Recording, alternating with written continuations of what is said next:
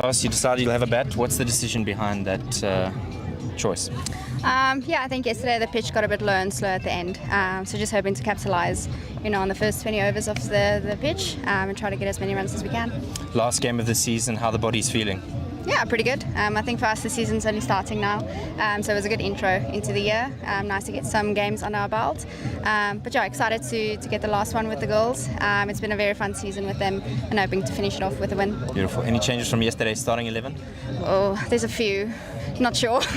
We'll just have to check with the scorers. Yeah. All the best for today's game. Thank you. Raisibe, the Lions captain for today. Tell me a little bit more about how you ladies are feeling after yesterday's victory. Yeah, it's still overwhelming. I think still a bit excited. It was a long journey, and for us to have become the champions is like a dream come true. So really excited, but the job is not yet done. So coming out today, we actually want to at least end up on second on the log. So it's a big game for us. Beautiful. Happy with the decision to bowl first? Yeah, I actually wanted to bowl first, so it was a good toss to lose. Beautiful. And any changes from your yesterday's 11? Yeah, there is. Aya's out, Faye's out, Khomotso is out, and Nkuli is out. So Relebohile comes in, Munchu comes in. All right, all the best for today's game. Thank you so much. Thanks so much. And the news from the middle is that the Fidelity Titans have won the toss and they'll have a bat.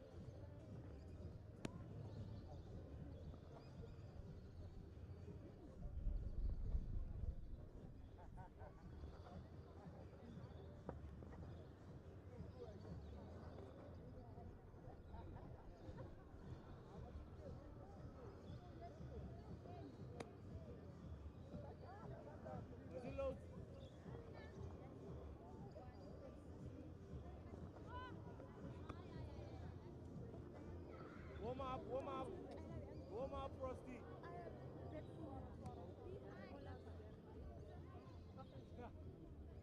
Okay, so play button. Play button. This one. Miso. We'll have it.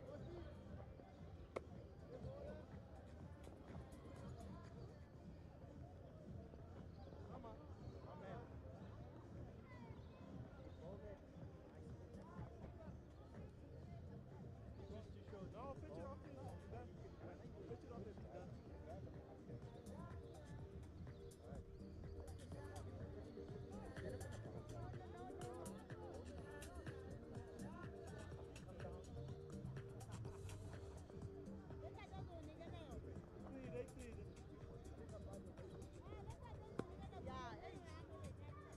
Not very bang there.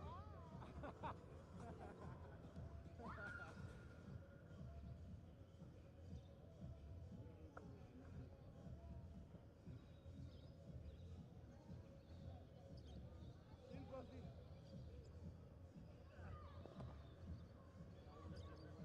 Hi, Frosty. Let's injure you before you go on holiday.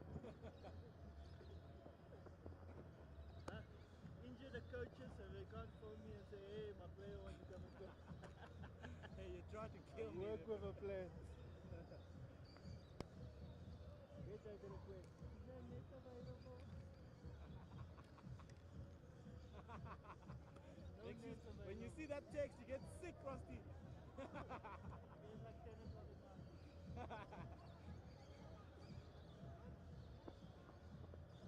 That's so good.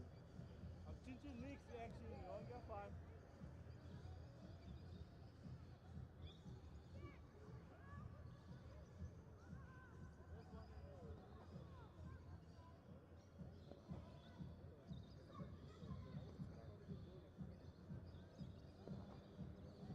How are you feeling? Good? Yeah, I'm good.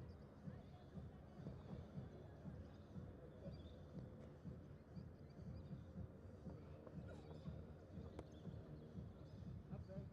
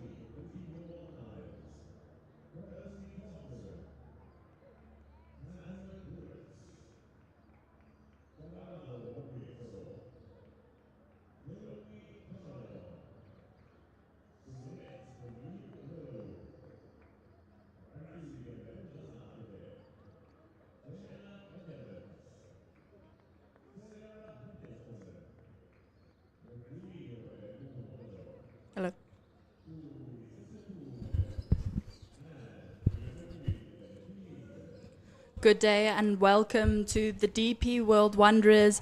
As you can see currently on the field, there is a guard of honor for Kirsty Thompson, who will be retiring from cricket today. This will be her last 20 over game today. Kirsty Thompson, she's been an absolute stalwart in women's cricket. I've had the pleasure of actually meeting and working with her. I think a gem in the change room and a formidable player. So we wish her all the best for the next part of her journey. And yeah, we hope that we're not going to be losing her eyes on the field. Hopefully she can come and support the girls in a few games and a few years to come. Yeah, definitely. She's been an absolute inspiration to a lot of girls around the country. Not only is she a great cricketer, she's a great person. She is also very influential in terms of academics for the youngsters coming into the team. So it's sad to see her go, but wishing her all the best in her future endeavours.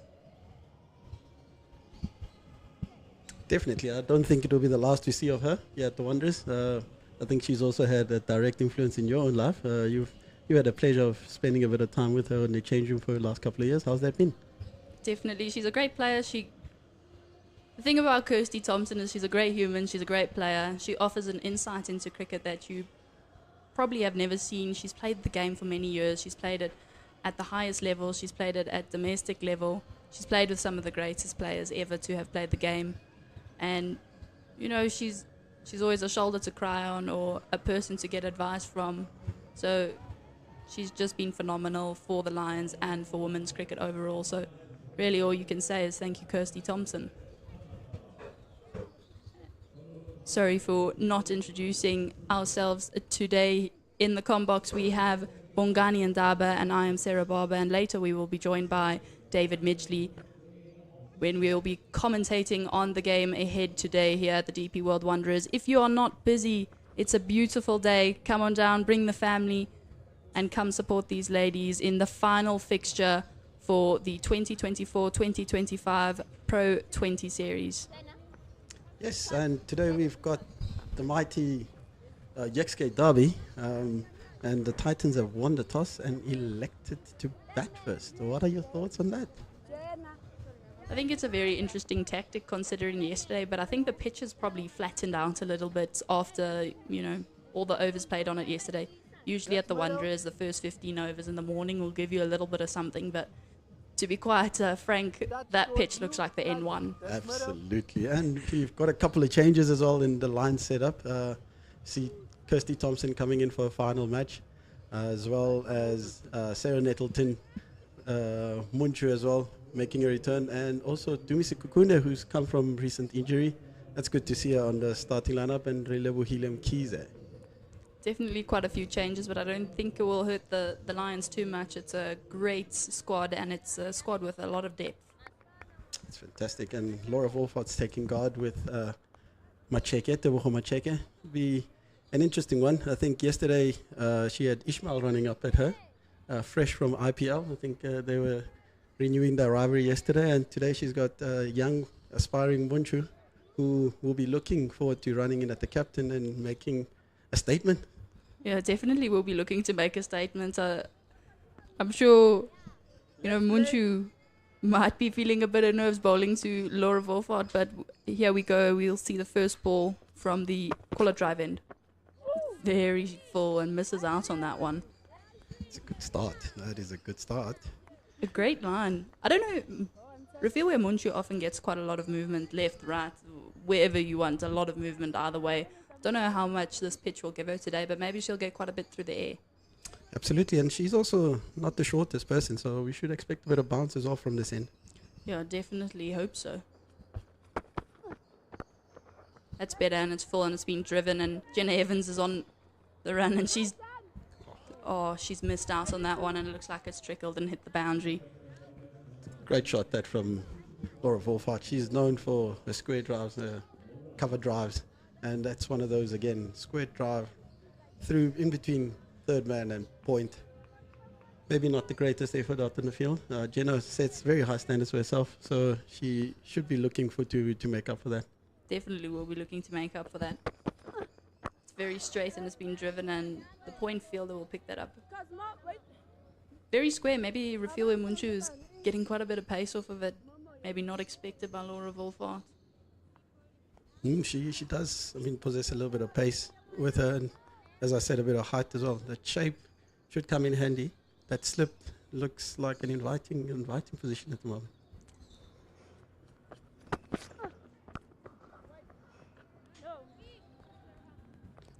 Back foot punch there. Sorry, back foot punch there into the covers.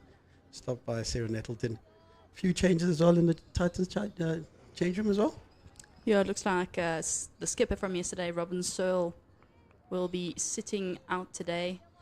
And Motsepe and Madisha coming in today. Ooh, and she flashed that one and just misses out. I think that one was a pretty good length, I'd say. Took off really nicely. Looks like good carry as well. Good bounce. Great wicket. I mean, Wanderers has always been known for a wicket that's got a lot of carry on it. And as we look at this again, yeah, it's good carry, good shape as well on the ball. Yeah, beautiful shape there from Rafiwe Munchu. This one's fuller and it's been driven straight to extra cover for no run. It's not a bad start there. Not a bad start. It's 4 runs off of the first over. Knowing how the pitch played yesterday, what do you expect? What would your prediction be for the score for the Titans? I know we won over in, but a competitive total for a competitive game. Yeah, I mean, just having a look at how they probably conducted themselves yesterday, they probably would look to be a little bit more aggressive in this power play.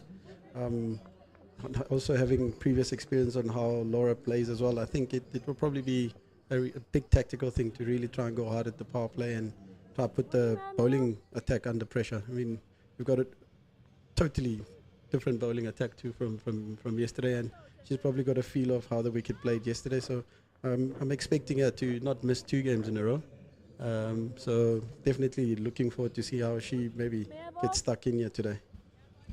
Definitely would be great to see. And it looks like we have the other opening bowler from the golf course in Relebogile Mkhize, who is a left-arm seamer, with Tebogo Masheke facing her first ball of the day from the golf course end, with a bit of a different field with 3rd man out and a cow corner out. That one's straight and being worked around the corner. And Tumiseka Kune is after that one. It's going to be a bit of a foot race, and she cuts that one off.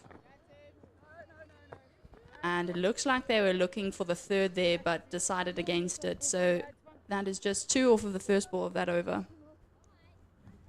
Mkhize as well. She is left arm seamer. She probably will look to run the ball back into every right-hander. So as we say that, there's a small fielding change here with a short 45, which I think it probably makes a little bit more sense, provided particularly in terms of her shape on the ball.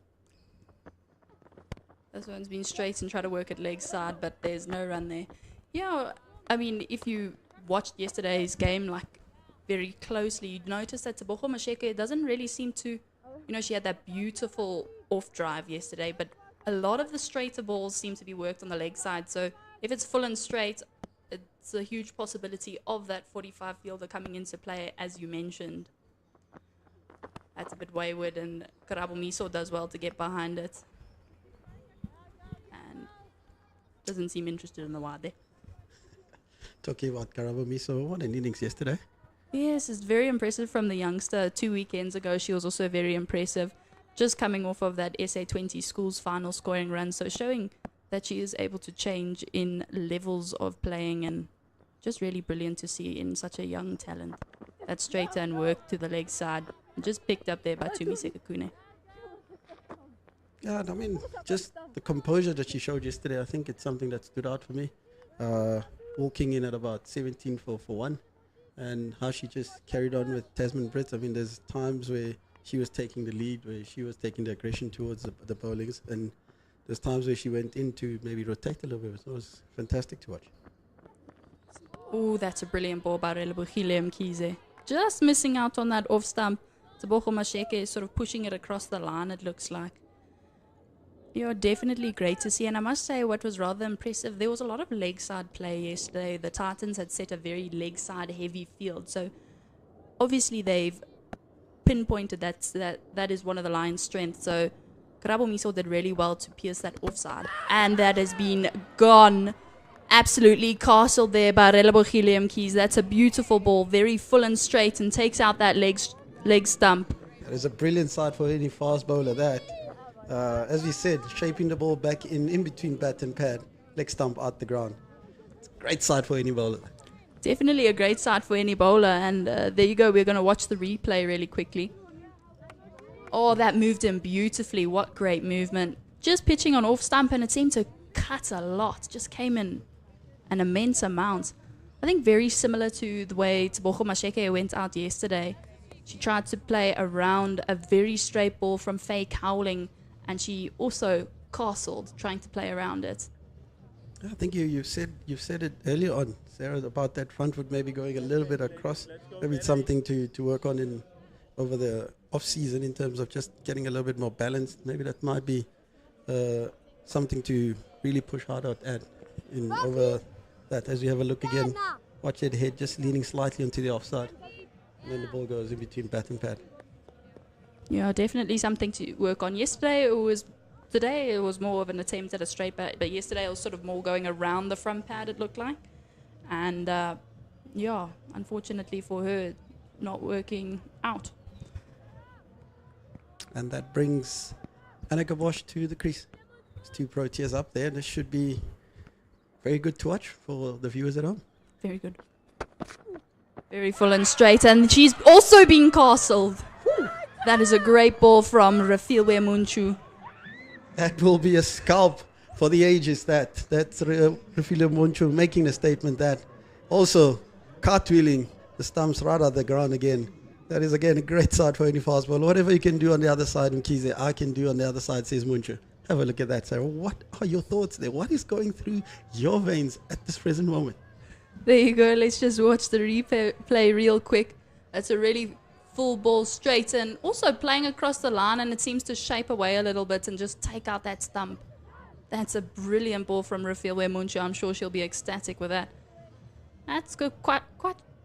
I'm quite surprised off of that stroke play, I must say. I think that maybe slightly beat her for pace a bit, because that's come off the pad and hit the off stump from Laura Wolfhard. But again, as you said, maybe probably looking a tiny bit too square as compared to maybe looking down the ground. But that is a great sight for any young fast bowler. That I think she's going to be celebrating like this for the rest of today's game. Definitely going to be a very exciting day, I think, for the DP World Lions after having won yesterday, but knowing they had to come back and play today. So I think all the celebrations will be done today, and the DP World Lions have now taken 2 wickets within the power play. That is 2.1 overs gone, and the Fidelity Titans are currently sitting on 6 runs with new batter Sunay loose at the crease. Very full and straight, and kept that one out really well. Sunay loose as well. I mean, season campaigner.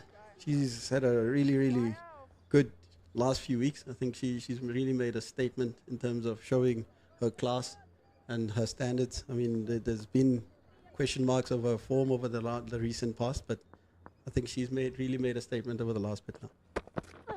That's a beautiful line, and just misses out on that one. Dot ball. There have definitely been a few questions, but I think all the questions have been put to rest really well with this domestic campaign, and she's had a few really great innings at the international level. So it'll be great if she could put on a bit of a show like yesterday. Yesterday was so effortless and great to watch. You didn't even realize that she was ahead of her. She had scored more runs than she'd faced balls, which was really incredible to see, because it didn't seem like there was much fuss about it. Outside the line, and that's been bottom edge to look like an May run away for 4 runs. That's again DP World. That's the value that you get here at the DP World Wanderers. You got value for your shots. Great outfield. I think that one skimmed past and it was just racing off. Jenna Evans, not the slowest round, and still couldn't make up the ground. There you go. Yeah, looked like a bit of a bottom edge type. Running away to the boundary, you see there, and Jenna Evans not managing to cut it off. She's a very quick fielder, known for being very quick and agile, and very well known for not wearing a cap. That's a beautiful line and length, and that's just been hit straight to the cover sweeper, not sweeper, in a ring fielder, Sarah Nettleton, for no run. been a really impressive start from these two young fast bowlers. I think they've kept their nerve nicely, hit a very good length. And again, here at the Wonders, you can really can get away from you in terms of watching the bounce and everything, and just watching how they've kept their length. It's really been impressive this morning. It definitely has been very impressive. Very full and straight and work to that mid-wicket fielder for no run. I think for me especially what's so impressive is we expected this to be sort of the N1, and we've seen Relebogile's ball pitch and seam quite a bit, and Rafiwe Munchu's also doing the same. There's still a bit of movement in the pitch here for the seamers, so maybe my prediction's a tad wrong about this being the N1, even though it does look rather flat. It may get easier as the day goes on. I think you're maybe taking a little bit away from your statement. You did say that it does move around early on, so I think it's the first couple of overs, and you do expect the new ball to have a little bit more of sideways movement as well. So I think what you said was spot on, Sarah. Spot on. That's just come to pass now. And I think this will also be an interesting battle now with Kize running the ball back in at Annika Bosch, who again has probably been known for also going a little bit across the stumps, also been overbalanced a couple of times. So this should be an interesting one. That's fallen been a bit of an outside edge of the bat, and that's picked up by Rafiwe Munchu down at third man, and they just get the one off of that. And that is, after the 3 overs, they were 10 for the loss of 2, and now after that single, they are 11 for the loss of 2 after 3.1. Will be definitely a bit of an interesting one, considering that the pressure has been put on really early in the power play for the Fidelity Titans. We'll have to see how they go about this one. That's very full and straight and being defended straight back to Relebogile Mkhize for no run. That's again good lines, good discipline. Again, if I look at how the Titans have gone this season as well, they probably have lost a couple of early wickets. I mean, they've found themselves in this position quite a few times, and they've managed to get away with it, particularly based on how Sune Luce has carried on herself this whole season. So this probably would be the biggest scalp for the DP World Lions, ladies. That's a bit straight and being worked around the pad, straight to square leg for no run there. Yeah, definitely, I must say, Robin Searle usually is that sort of player who will come in and, you know, maybe won't score at your 150s, 160s, 120s, may even sometimes score at less than 100, but she comes in, she makes an anchor, and she scores quite a few runs quite often for the Titans. This one's a bit straighter and been mishit a little bit, and it's going to the mid-on fielder for no run. Oh, for 1 run, sorry. Yeah, I think in any particularly T20 game, you want to be striking early, you know, and again, I think the DP World Lions have done exactly that. Titans need to probably absorb a little bit of pressure now, and then probably look to rotate strike for the next couple of overs, and then maybe have a relaunch again. That's a bit wider, and that's been dug out the ground there, almost a bit of a wider, fuller one for no run. It'll be a really interesting approach now. I mean, where you find yourself where you're 12 for 2, and you know it's in the power play. There's about, 12 balls, 13 balls left of this power play. Be interesting to see how these two very experienced players carry themselves for the next 13 balls. That one's a bit wider and been swatted at, but not quite got hold of that one, so there's no run there. And after the 4th over, the Fidelity Titans ladies are currently sitting on 12 for the loss of 2, with Annika Bosch in and Sune Luce in. I must say, the earlier point you mentioned is quite interesting. After yesterday, Sune Luce came in and scored those 2 boundaries, so back-to-back 4s as soon as she came in. And what do you sort of expect from her here today? She's already faced quite a few balls. Do you think she's going to go at it super? That wasn't, I suppose, super aggressive, but it was really trying to make a statement, I suppose. What do you expect from her here today, having worked with her? I mean, I think she'll always be looking to put pressure on any of the bowlers, as we see a bowling change from the DP World Lions. Tumise Kukune running in up against a teammate as well, so it should be an interesting battle. But yeah, I do expect her to find ways to really transform the pressure, because that's what we always talk about, you know, finding portions in the game to really retransfer the weight or the pressure into the bowling side. So be interesting to see how she goes about doing that on this wicket against this sort of attack. Looks like just a little bit of uncomfort or discomfort, should I say, in the run-up there for Tumi Sekakune. Yeah, it'll be really great to see how she handles this pressure being a senior player and being one of the biggest run scorers for the Titans in her few games she's played. That's straight and been driven to the extra cover fielder for no run. Yeah, and I think the one big thing that I've seen from this Lions bowling attack this morning has been they've kept the wickets in play. I mean, they've been really in and around that fourth thumb channel, not giving anything away for free. And I mean, the field sort of complements that. You know, it's been really good to see in terms of discipline and execution. That's full, and it's been hoiked over or bounced in between the two fielders there for just the one run. A bit of intent. I'll take that for intent, but again, I think they know themselves as well. I think they're probably caught up in between two minds. You know, it's towards the end of the power play. You know, you need to make a play as well, and you're 2 wickets down. You know, I mean, that's why cricket is such a skillful game. You know, and batting in the top order is such a skillful thing as well. So this is when you earn your money. But this is when you earn your money. I must say, it's a bit of a different skill that I suppose a lot of people don't really understand what it is like to open the batting. So that's been hoiked again right over the mid-on fielder, and it's going to be a bit of a foot race, but it's been cut off by Raisibe and Tozake, and they're going to get the 2 off of that. They've actually got just one. Just the one. That's, again, I think they were caught ball watching, thinking that ball is going to scoot off to the boundary, and we've had so much rain up in the high field that has hit and plugged. Hit the outfield and plugged. Yeah, I must say that was rather surprising, and I think it surprised quite a lot of people that it plugged quite so much. It's a bit wayward and it's gone down the leg side and it's been called wide. Yeah, as I was saying earlier, it's a bit of a different skill to be opening the batting, and I'm sure you have quite a big insight into what it's like opening the batting, being a coach yourself and having played yourself. What's your keys to opening the batting for the young listeners out there? I think it's all about watching the wall, isn't it? Cricket is such an easy game. But again, it's just understanding your options. As we watch Tumi running in again. That's very straight again, and it's been worked around the corner, and it's going to be a foot race.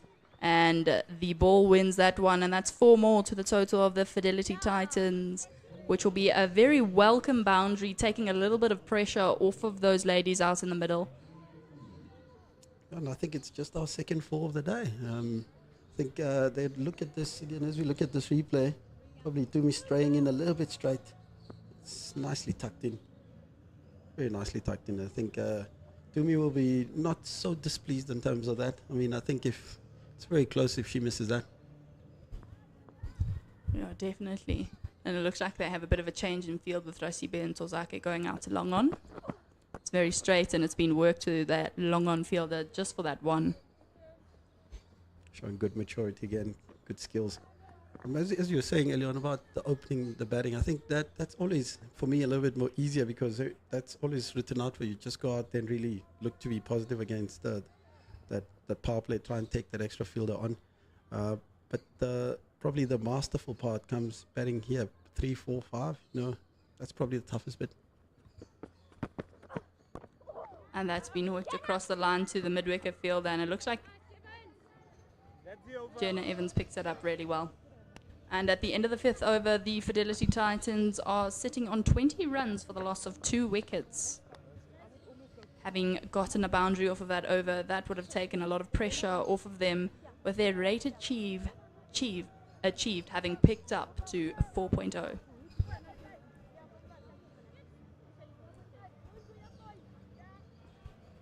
This should be an interesting portion of part of play, as I think we will probably have the first introduction of spin here. Tozaki coming on, and both of these two are really renowned for being able to put spin under pressure. And if you have to look at it again, last over of the power play, we probably a few runs behind. This is probably the biggest matchup, because that's the big buzzword in cricket at the moment about matchups. So I'm expecting to see these two really try and take her down. But having a look at Ntozaki's season so far, she's the leading wicket taker for the DP World Lions, so it should be interesting. Yeah, definitely very interesting. We see there that one's been mishit a bit. Just to that mid-wicket fielder for no run. Yeah, definitely bowled really well yesterday in a pair with Khomotso Rapo.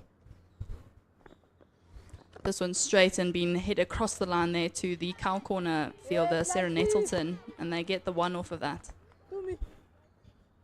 Ntozaki also an ex-Protea herself, so they should not be very unfamiliar with anyone at the crease at the moment. So they should know all her tricks, the tricks up her sleeve. That's been swept across the line, and that's going to run away for 4. That's a brilliant shot there from Annika Bosch. We saw that quite a lot in the World Cup semi-final, where Annika Bosch loved that sweep shot and really accessed that leg side boundary. Yeah, she's again a very good sweep of a cricket ball. As we have a look at this again, just shuffles across, and that's trademark Annika Bosch. Shuffles across, square legs up, backs herself to get it right on top or over square legs. So, I mean, I'm backing her to do that a couple more times in this over. Just looking at the field, I think she probably will try and access that option yet again. Definitely we'll see a lot of that. That's straight, and she's come down the wicket, and she's gone over mid-off, and it's going to run away for 4. That's a beautiful shot. It's even better. Even better. That's you know what, that's sort of what you expect from your Proteas coming to the domestic level, manipulating the field. That just shows the type of cricketers that these experienced players are. And there we go, we're going to watch the replay. It's a great length to set off for using your feet, and just gone over that middle fielder, and it's going to ran away for 4. That's a beautiful shot. A lot of pressure taken off this over. They seem, both these two really love spin.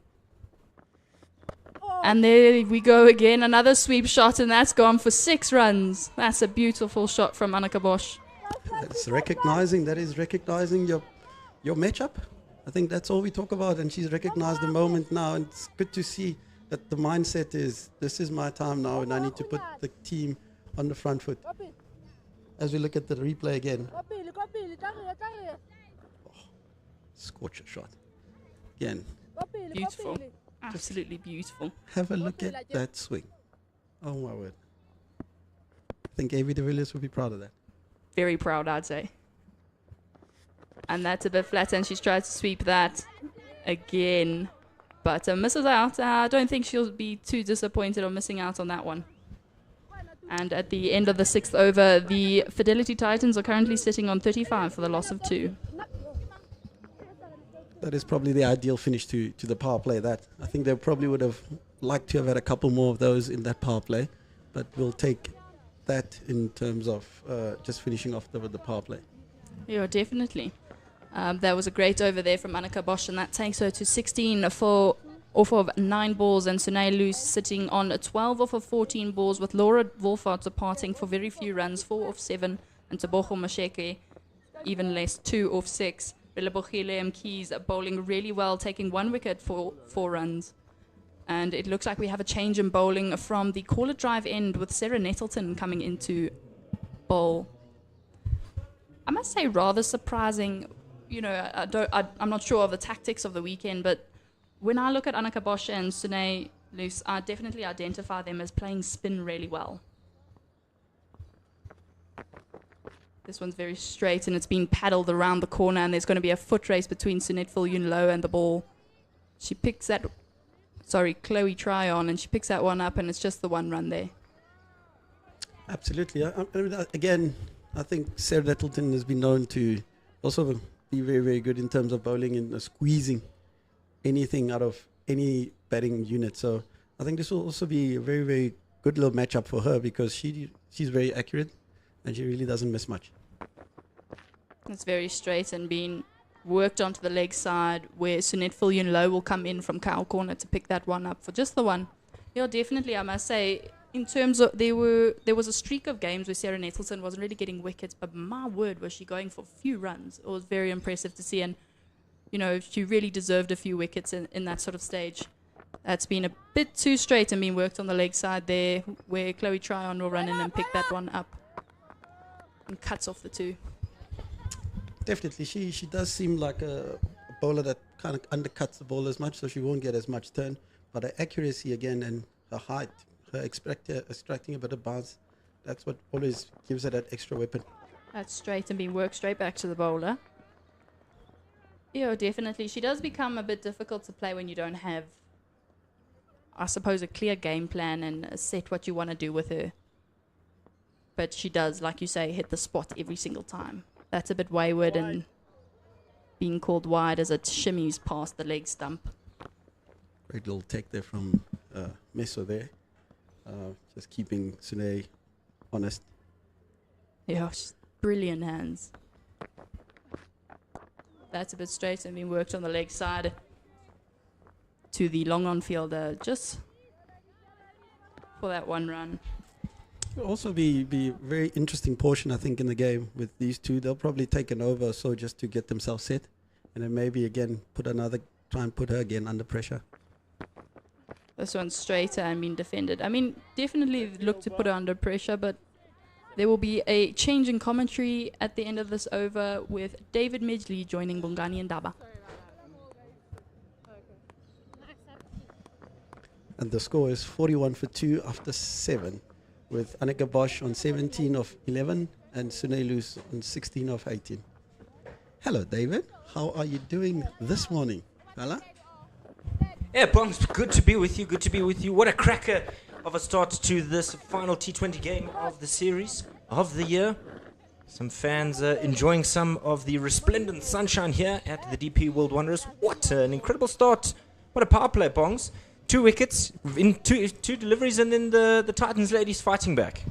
Absolutely. That was a good little fight back, particularly in the last over there. I mean, I think the two experienced players showed what a matchup is. I mean, I think we speak a lot about matchups, but the execution of it, I think that was next level of that over.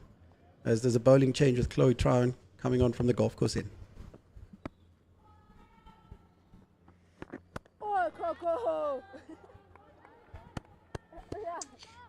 Coachy, it's always difficult when as a coach you're making selections for the team, and we'll chat a little bit more at the end of the over about balance. Tight this from Chloe Tryon. How do you balance, because you look at this side of the DP World Lions, there's some good experience, some good youth, but you've got to think about who you have to leave out. And, yes, you want certain players to get game time, but it's not so easy. This one's played out into the deep for one. Talk to me a little bit about, what are some of the decisions that coaches make when selecting a side? I mean, I'm just having a look at this Titans team as we look at. Another one worked out into the deep. Yeah, as we look at that, I mean, the decision to leave probably one of your leading run scorer and your captain out of this game, it's also a tough one. But again, you look at.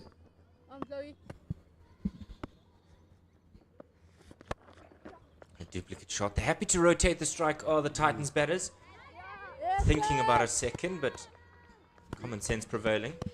Yeah, I mean but it's one of those times as a coach where you start looking at it and you're gonna have to have those tough conversations. Oh, she's trying to play this one a lot squarer. Did Annika Bosch. Not able to beat the field.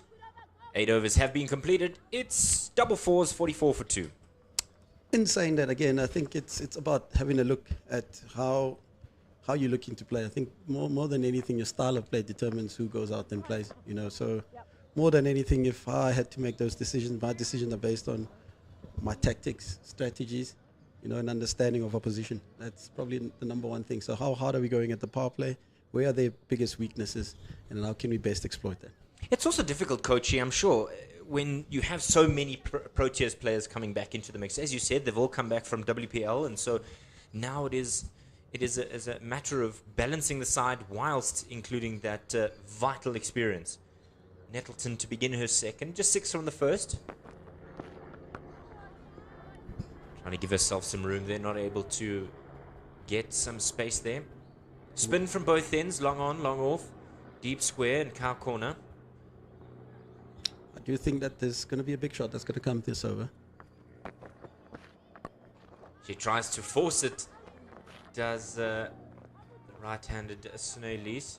Tries to come down the wicket and try to push it through that cover region, but the Lionesses ready to pounce on the hunt.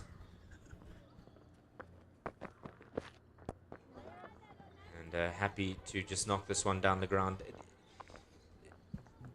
The common sense here, the seniority, the experience and maturity here from these two, knowing that the boundaries are not coming, rotate the strike. Absolutely. I think she did try the first two to maybe put a bit of pressure. Down the ground again. This one wider of Ntozake out at long on, but not able to find the boundary. And I mean, I think both of them do understand that the offside, that's probably where your easier boundary option is. You know, it's hitting through the offside, but the Lions haven't left the wickets much, and it's been really good from Nettleton. Oh, she comes down the wicket. It's kind of taken a deflection by the looks of it there, and Sinead has spared her blushes, rather than, forgive me, it's, yes, it is Sinead spared her blushes. Just have a look at this one again, Coachy. Yeah. There we go. This Moves one's across played the onto the onside. Oh, good fielding there in the deep to keep it off the boundary. They'll get 3 here. And Sunit Fulyun Low with that javelin arm into the keeper. 1 bounce. I'm not taking that arm on. Definitely not taking that arm on. Not a chance. I was just going to make a comment about their fielding. I think the Lions' fielding this morning has been really, really good. I think they've given really nothing away. As you have a look at Sune's shot yet again, I think probably a little bit of pressure kicking in. Easier options to hit on the offside, and then probably squirted the ball in the inside of half of the bat. 9 overs have been completed. It's 48 for 2. Annika Bosch, 19 from 14. Sine Lees, 21 from 27. That early wicket of Laura Wolfart immediately set the Lions in a good trajectory, because yes, with respect to Macheke, Wolfart is the bigger wicket. So yes, they've got the bonus of Macheke, but Wolfart early can really put a dampener in a team's batting effort. But the problem for the Lions here is that you get rid of Wolfart and immediately Bosch and Lees come together. 2 players that are in some very good form at the moment, both getting a half century against Free State in the T20 last time out for the side. And then, as we saw, Sine Lees getting that massive career best 150 in the 50 over game. Bit of a straighter, tries to play this and immediately set up for a quick one. Messo's on it. A little bit of desperation at the moment. A little bit of desperation. I mean, if you have a look at Sune Lees's strike rate, I think that would be something that's playing at the back of her mind. But again, you do know that you're 2 shots away from getting your strike rate back where it needs to be. This one's in the air. There's a fielder out there, so it'll just be collected on the bounce. And another single and another point of frustration for the Fidelity Titans. The Spin Twins doing the very, not even the bare minimum, the very best that they can do here. Just sucking up all the boundary options. Down the ground. There is protection again, so it's another single.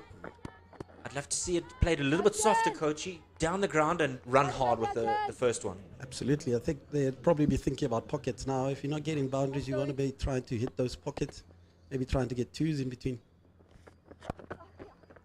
This one's played deep into the boundary, into the square leg region. That'll be a boundary. And this over brings up the 50 runs. Lovely shot there. They had to do something, and they've just released themselves just a little bit. Be a little bit of release from Sine Lees.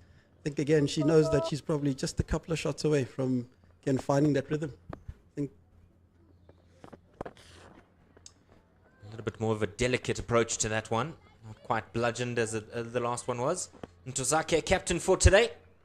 I think again, bold call again from the coach to leave your captain out, who's probably again one of your leading wicket takers again. You know, I mean, I look at both these coaches. I don't want to be in their shoes today. They've had to make some tough calls this morning.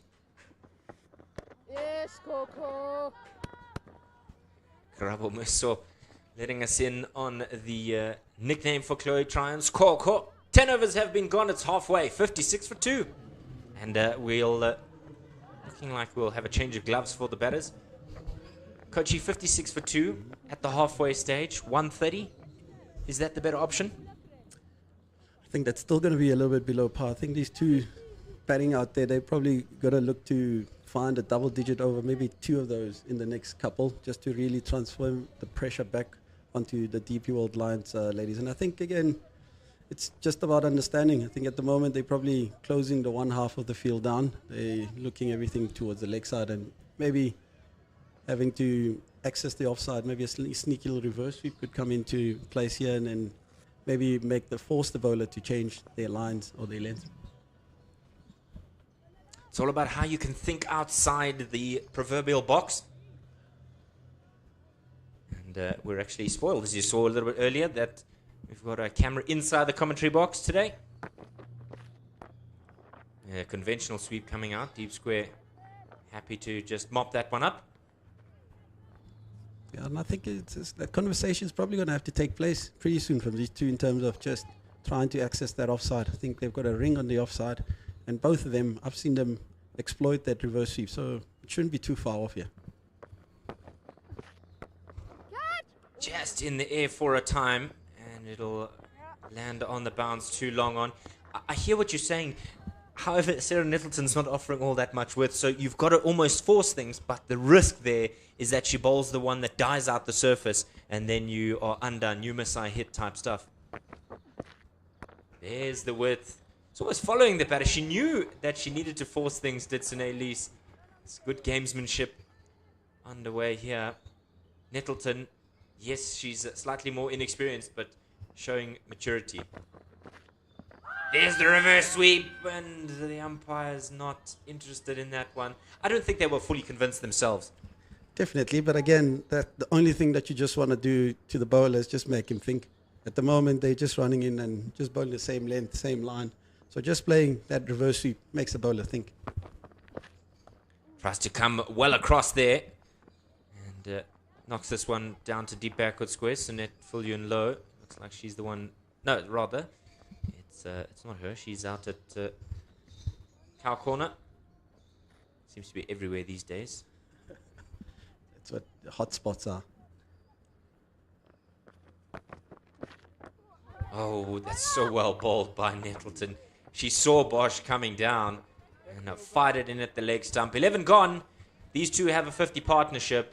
It is 59 for 2. I think, again, we probably have to mention Sarah Nettleton. Yeah, I think 0 for 14 of 3. I think that's been brilliant. I think she's shown a lot of maturity. As we look at the bowling figures here, Munchu, 2 overs, 1 for 8. Relebogile Mkhize, 1 for 4 of 2. And I think, again, the left arm seam up front early on, a little bit of shape. It's really something good and something nice to watch. It's exciting times for South African cricket to see a bowler like that. Yeah, you're talking about the balance of these two sides and who gets left out and who gets brought in. Remember, this line side is missing an Ayabonga Kaka. That is a massive, journey for her to come back into the side. Probably a guarantee for South Africa. Trying a little bit wayward here. And takes a bit of a deflection off of Meso. Absolutely, but if you've got the luxury of bringing in the Tumisi Kukune as a replacement for that, Relebogile Mkhize, and then the Refula Munchu, I think that's not a bad place to be in. This one is a full toss. It's hit out to that deep square region just for the one. 29, or rather 30 for Luz. It's 23 for Bosch. And as you said, Coach, I think when they do get going, these two can be devastating. It's just this period now where things can either go one way or the other. Chloe Tryon may be hopeful with that appeal.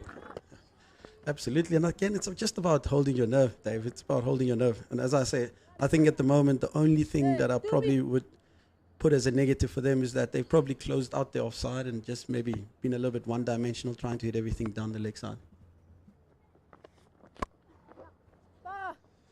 Down the ground for another single. These two going at 5.6 to the over. If you just look at the stats for the season, the key for both of these sides is that they haven't really relied on one person. It's been contributions from the team as they come back for the second. Good placement there. That's the key for me, is that various team members have put their hands up during the competition, and I think Robin Searle highlighted that at the toss against the Free State lady. She just said it's not been a one-trick pony. This one's played out there into the deep. A lot of work there to try and close it off. They're not going to be able to. And a welcome for the Fidelity Titans. Lovely way to put pressure back on the lines. Absolutely. Again, another great shot that from Annika Bosch. Great swing. As I always say, I think she's probably got one of the most purest and better swings that we have in the ladies' game. As we have a look at this replay again, quick feet, great swing. Played a little bit ineffectively this next shot, but gets the result that she wants. 12 overs have been done, 72 for 2. Just having a look at those stats. Marks, second on the wicket taking. Mashishi, third, tied for the wicket taking for the Titans. Tozake, fifth. Class, eighth.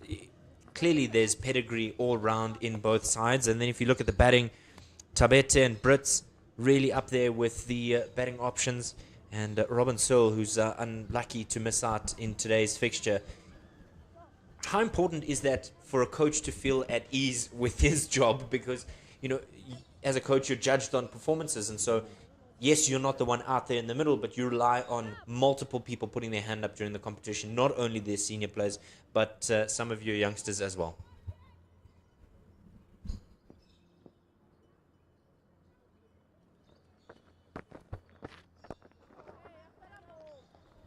Just another tidy single there. Yeah, Dave, I think to come into that, it's very important. I think, I mean, you want to make sure that you share responsibilities and you share your success. That's always good and big for any winning team. Played that well. Beat the fielder in the ring. That's going to run away. Oh, lovely stroke. Excellently timed. It's gone for 4. Good little shot again. Again, they're still squeezing and finding ways to find gaps on the leg side. Still think there are easier options on the offside, yeah. But as we have a look at this replay, yet again, a shuffle across. Not much wrong there again from Nettleton. She, again, would not be too unhappy with that. The mind games continue. A bit of dancing here as this one's played very square. Good collection there in the deep. Using a bit of the old football skills. Keep that one in the mix. I'm a rugby coach. I'm not happy with that. That's a knock-on right there. And Coco knows it's a big minus on our books there.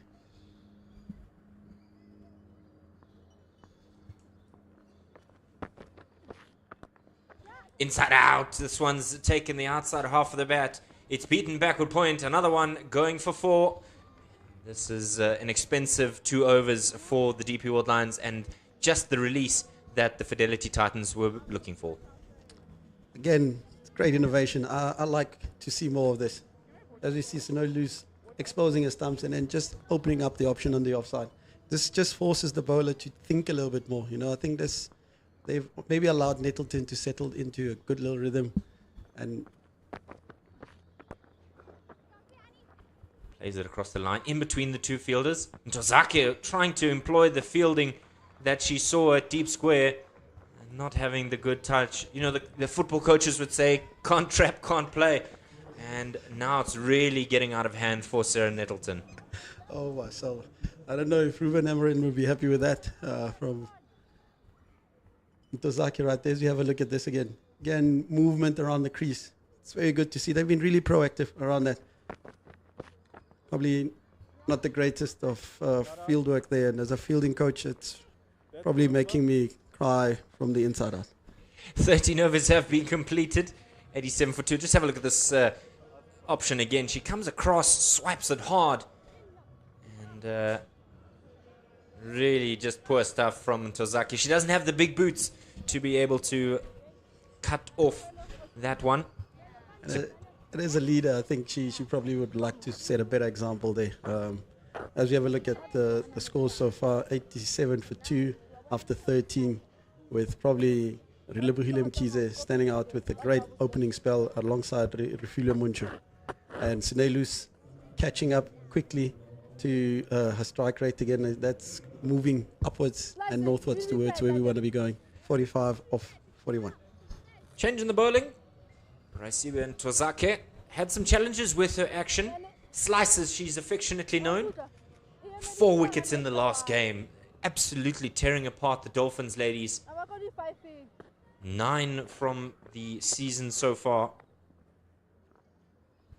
And her average is 14.11, so a little bit expensive, but crucial with the breakthrough. This one's in the air, and it'll go all the way. What a stroke.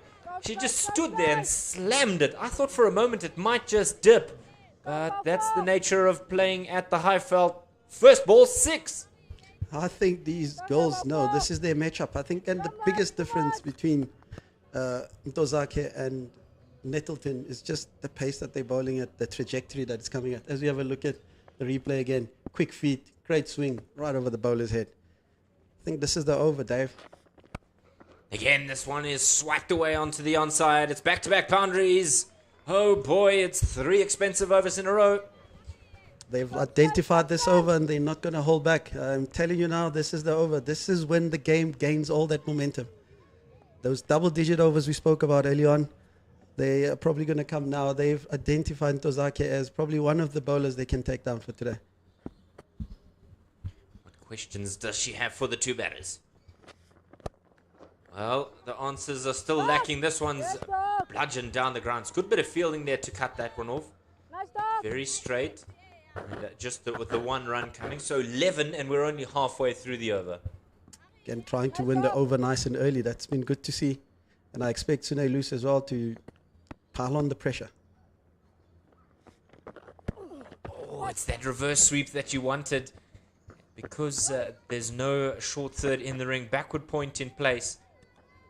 And you just feel if she does get a tickle on it, it'll race away to the boundary. Always happy with the option.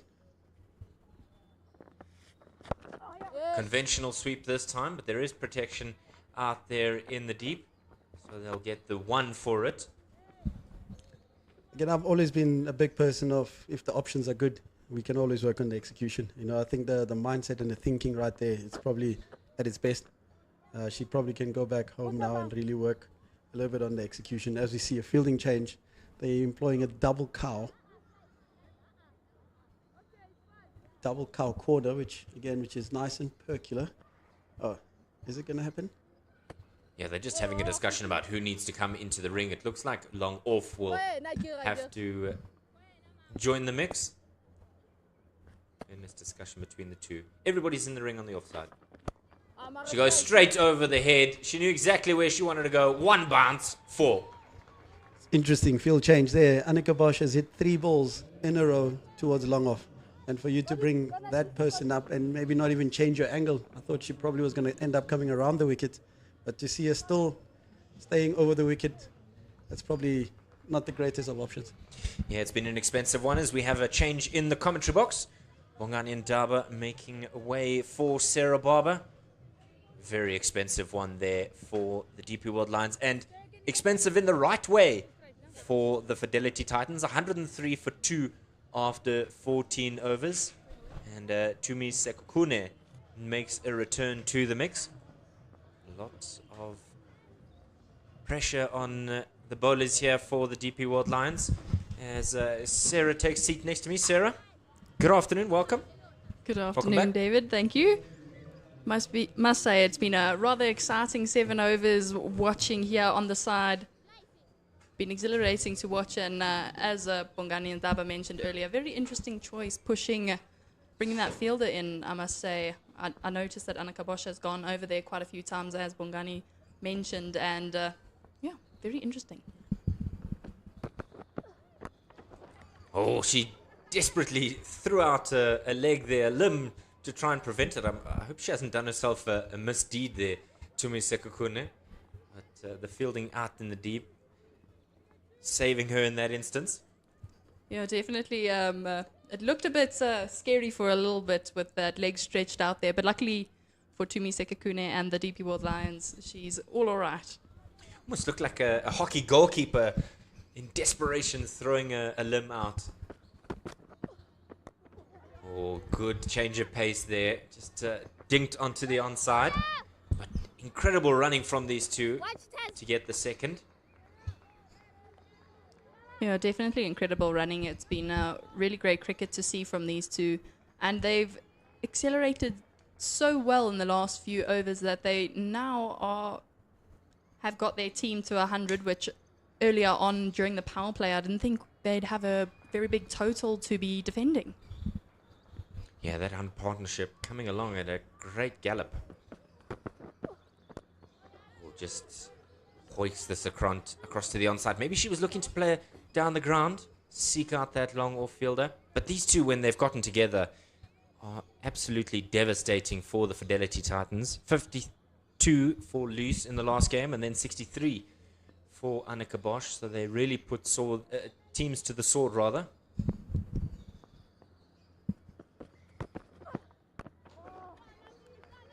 Just a comfortable single. Definitely been a very powerful pair together. And I was just thinking that, it was rather odd during that sort of spate of where all the spinners were on and they were really taking hold of it. And I spoke about it with Bongani and Daba that these two really love to play spin. They love that sweep shot. So it's really good to see that the seam is finally coming on for a bit of a change of scenery, I suppose. Just chipped up in the end, especially since they've started so well, the seamers. They really put some pause to the effort. But that brings up Annika Bosch's 6th 50 in this format of the game. Congratulations to her. And it's been an incredible effort from her with the bat today. Coming in at some consternation or some trouble for the Fidelity Titans. Pulled away onto the onside. And, straight to Sunette Viljoenlo. One. And Tumiseka Kune just saying watch there because she knows that Viljoenlo, when she does throw, it's a bullet. 110 for 2 after 15. Yeah, definitely a bullet on from Sunette Viljoenlo. And as we were speaking about earlier, the seamers, and you said it was very interesting. And now that you've mentioned it, I've just thought about sort of the lineup from the Lions, and there's 3 seamers in that lineup, unless I'm seeing wrong, and there's a huge amount of spinners. So there's Relebohile Mkhize, Refilwe Munchu, and Tumiseka Kune as the seamers. So maybe not enough seamers today? Well, Tozaka seemed like she was pleased with the decision that they would be bowling first. Maybe feeling a little bit vindicated when those first 2 wickets fell. But after that, it's been almost a procession for the Fidelity Titans. The runs flowing freely at the moment. So the question is, well, do you now feel vindicated? Because 110 for 2 is a far cry from where things were just a few moments ago.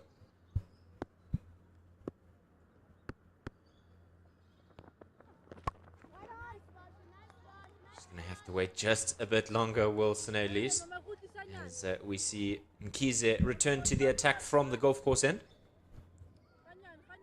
And I suppose they can do this now because obviously with Relebohile Mkhize and Refilwe Munchu having 4 overs each, so they can start playing into that. And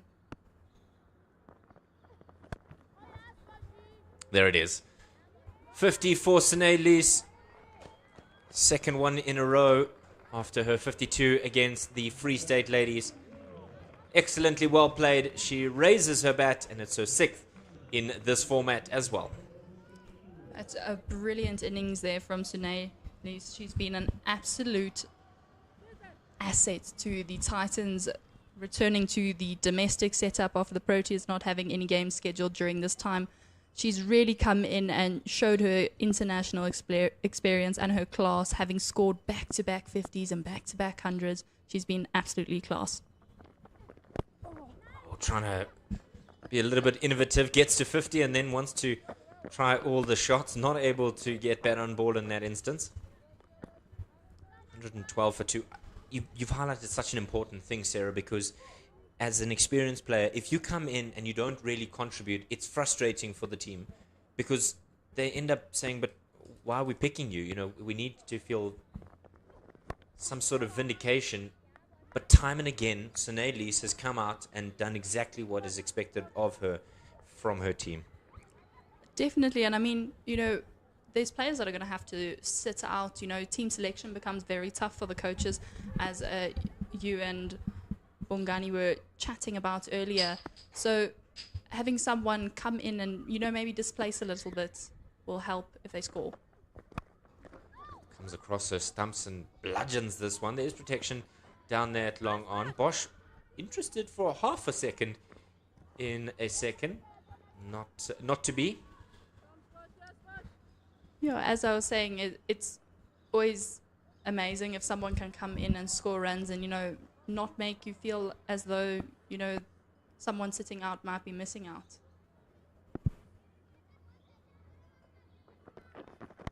A little bit of a chip there, falling safely to some vacant land there on the onside. What it inevitably means as we end our 16th over, 1-1-4 for 2. It just elevates the level of competition between players, and you know, you never quite know who's going to make the squad, not because there doesn't seem to be a plan, but far from it. There's so much competition for places. Somebody's got to inevitably miss out. Yeah, definitely. And, you know, that's the tough part about competitive cricket. Or any competitive sport, really. You know, the best is always going to be picked. So sometimes, even if you're one of the best has to still be picked. As much as that is not really making much sense, I think you may be getting the gist of what I'm saying. Yeah, you could be really competing for a space in the side and maybe just missing out on small elements. Sekakune from the call at drive end.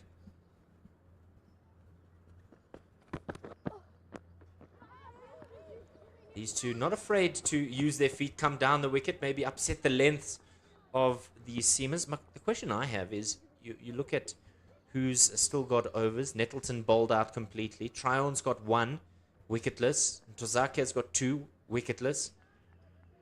And Moncho and Sekakune with 2 and 1 after this, respectively. So, who will be the one to do the job? Boulder! Well, Sekakune toiled away, and she finally gets her just reward. A good innings by Sinead comes to an end. She's gone for 51. It is 1-1-5 for 3. Yeah, definitely a much-needed wicket there for the DP World Lions, probably to disrupt that last 5 overs. Don't want them going too quickly. And there you go, we see the replay of the wicket here. Just stepping back and trying to go across the line, and it just takes out that off stump. Yeah, I think the Fidelity Titans ladies both struggling a little bit with seam, so maybe bringing on the seam a bit early on, even if it was just to bring on that 1 over to disrupt some of the rhythm a bit, I think would have worked a little bit. Yeah, it almost felt, just observing from the green room, so to speak, that the Lions were happy to kind of just go with the momentum and not try and upset the rhythm or the routine, throw the change of bowlers or perhaps the change of ends for a bowler to try and upset things. Nevertheless, they have a wicket here in the final 5. 1-1-5 for 3. Masabata Class is the new batter at the wicket. Known to hold the bat. More than hold the bat. She's certainly capable. She swings the willow with great gusto. As you said, she's capable with the bat. More for her bowling. 8th in the wicket standings. 8 for 76 in her T20 competition this year. Average is 9.5. And she had such a good outing in the last game. 3 for 9 with the ball. But now she's got to do the job with the bat. Coming in at number 5. With number 5 on her back. She was scheduled actually to come in at number 6, if I'm not mistaken. Gandhi Jafta, the one who moves down. Immediately, Bosch says yes, and I'll come through, and gives a bit of concern to herself there. She called quickly, but might have found herself wanting. Yeah, definitely. It looked like, I think if Karabumiso was a tad closer to the stumps, it might have been a bit of a danger there for the two. So, fine leg comes into the ring. Deep square. Cow corner. Long on, long off. Those are your fielders outside the ring. Short third. Point. Cover, extra cover. Oh, bit of innovation. A bit of cheekiness there from Bosch. Trying to scoop the keeper. But Sekokune was wily to her attempt. Yeah, definitely. I think the Lions have seen now from what the spinners have done, or the experience of Sekokune. She's noticed how Sune and Annika Bosch have gone about the innovation of their play. So probably just trying to avoid that. She's done well to mix up her pace here, as this one will most likely be signaled as leg by. Let's see if umpire Z. No, he's happy with that one coming off the gloves. Just the deflection that it took didn't really inspire confidence in me that it came off the gloves or the bat, but maybe he's seeing something that I don't. Very possibly. Very difficult job to be an umpire. That's why I'd never be one.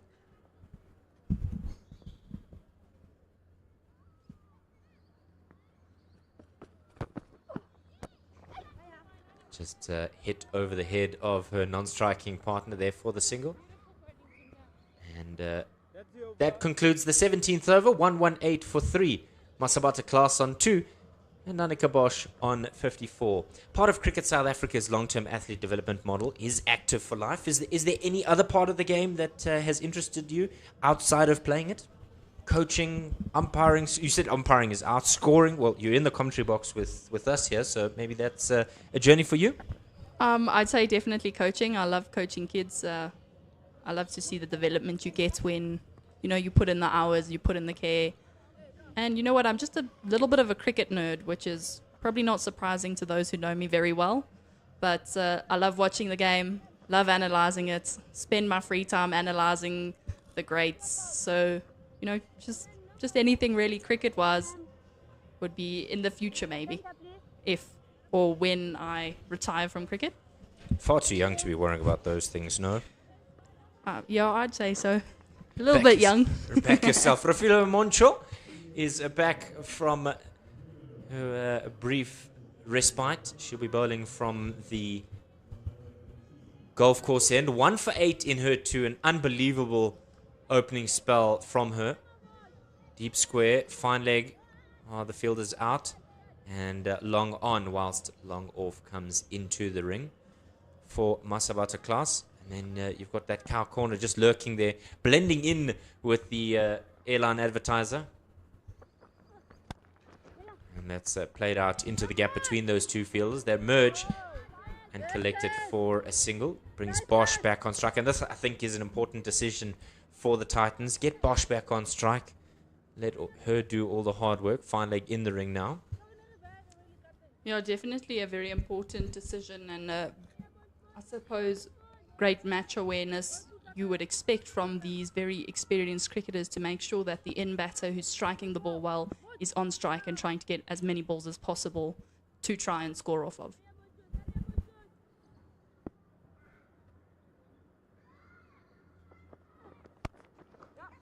Tries to beat the fielder in the ring. Immediately sets off. It's a good bit of fielding. And that's a good bit of awareness there from the Lions, knowing that they'd prefer to have Masabata Class facing Muncho. Yeah, definitely. And it'll be interesting to see what the total is at the end of the day. I'm looking at maybe a 135. I don't know about you, David. This one's in the air. There's two fielders converging. Sunette Fulyunlo takes the catch. And as I said, they would have preferred Class to be facing. And Muncho gets the last laugh. A simple catch in the end. It's 120 for 4. Oh, there you go. We're going to see the replay here. Masabata Class. Very straight. She plays across the ball. And it sort of gets a bit of an outside edge and ballooned up. And Sunette Fulyunlo comfortably under that one. I don't think anyone was really worried about Sunette Fulyunlo dropping that one. A very safe fielder quite often.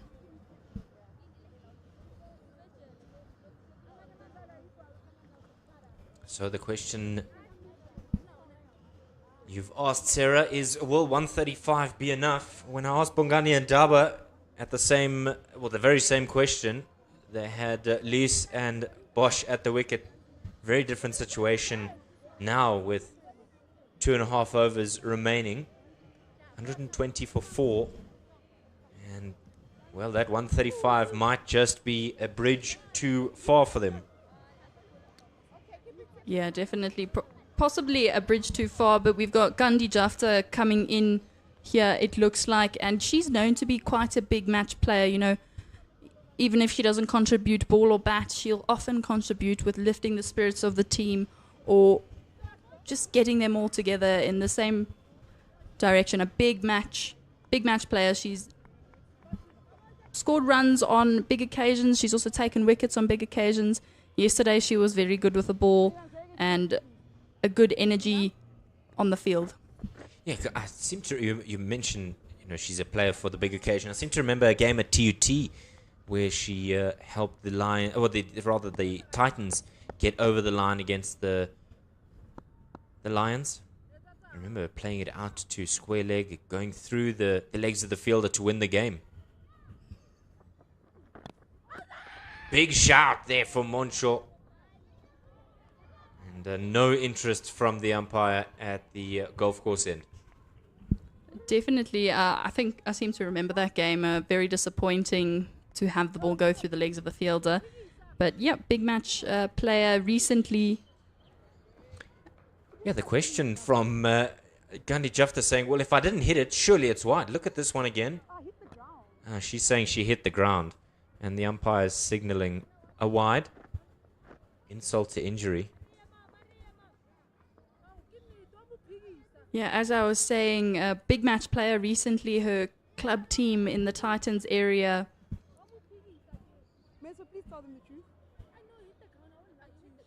Oh, now there's a bit of argy-bargy. Tasman Brits likes to just query with the umpires now and again.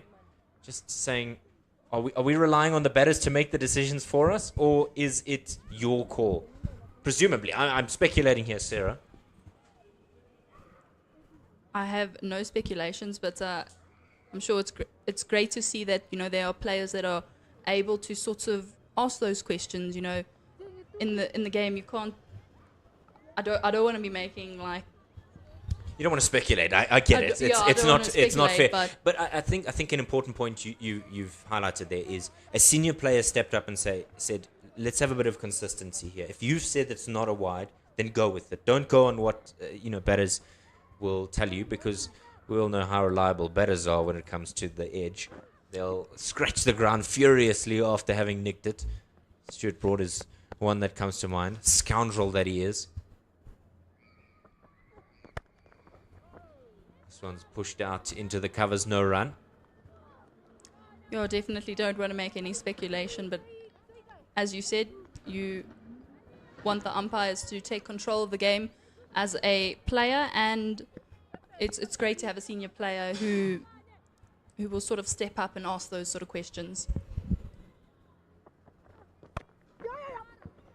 Immediately sets off. Not quite timed as she would have liked, but timed well enough that she can get to the other end. There was a bit of a chirp there from Gandhi Jafta saying, please tell the truth, Karabo, hoping to get the wicketkeeper on her side. I also wouldn't trust the wicketkeeper's advice. She's also the opposition. In respect, I'm not going to help you. You're in my opposition. A very different situation, I must say, not one I've come across in recent years. Down the ground. Immediately calling for the second, but not able to get the quick first run. 2 overs remaining. It's 18 gone. 1, 2, 3, 4.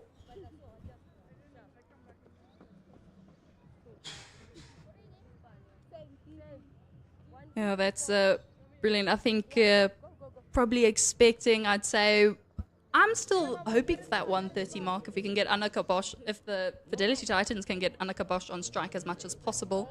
And as we saw earlier, Gandhi Jafta's intention to rotate the strike to get Annika Bosch on strike, I think it is possible to get around that 135 mark. I suppose we'll see how Relebohile Mkhize does with a change of end. Anneke Bosch, 56 not out from 38. Good contribution from Sine Lees as well. Laura Wolfart and Masabata Klaas, as well as Macheke being dismissed quite cheaply this morning. Moncho, pick of the bowlers, 2 for 13 from her 3. And as you said, Mkhize now from the call it drive in. She's bowled so well. 1 for 8 in 3. Stingy with her runs. Bosch comes down, miscues it. And immediately Jafta, who looked like she was taking a run up there with the bowler, immediately at the other end. You've got to watch out for stealing. More and more the game just kind of heading towards this situation where bowlers are wise to batters' tricks. Definitely, and I've seen it before from Gandhi Jafta where she's taken quite a lot of ground within the bowler's run-up. There's, in the global cricket tournaments, I think Gandhi Jafta was stumped out by taking too much ground by one of the Lions bowlers. That one's in the air, but it's fallen safely for the Titans. Jafta happy to just trot to the other end and let Bosch do all the hard work. Yeah, as I mentioned, she was, I should say, run out, not stumped out. Run out or man-cadded, whichever term you'd like to use in that tournament, and I think the Lions revoked that appeal. Down the ground, hit dead straight. It beats the 2 fielders. It's 4. It's brilliant. Being able to pierce the gap there and just hitting it really straight over the bowler's head is a great option to have. But often quite a few cricketers struggle getting it that straight there. As we watch the replay, it was very outside the off stump, and Anneke Bosch almost opened her front leg and managed to get it very straight and it pierced the 2 fielders out there.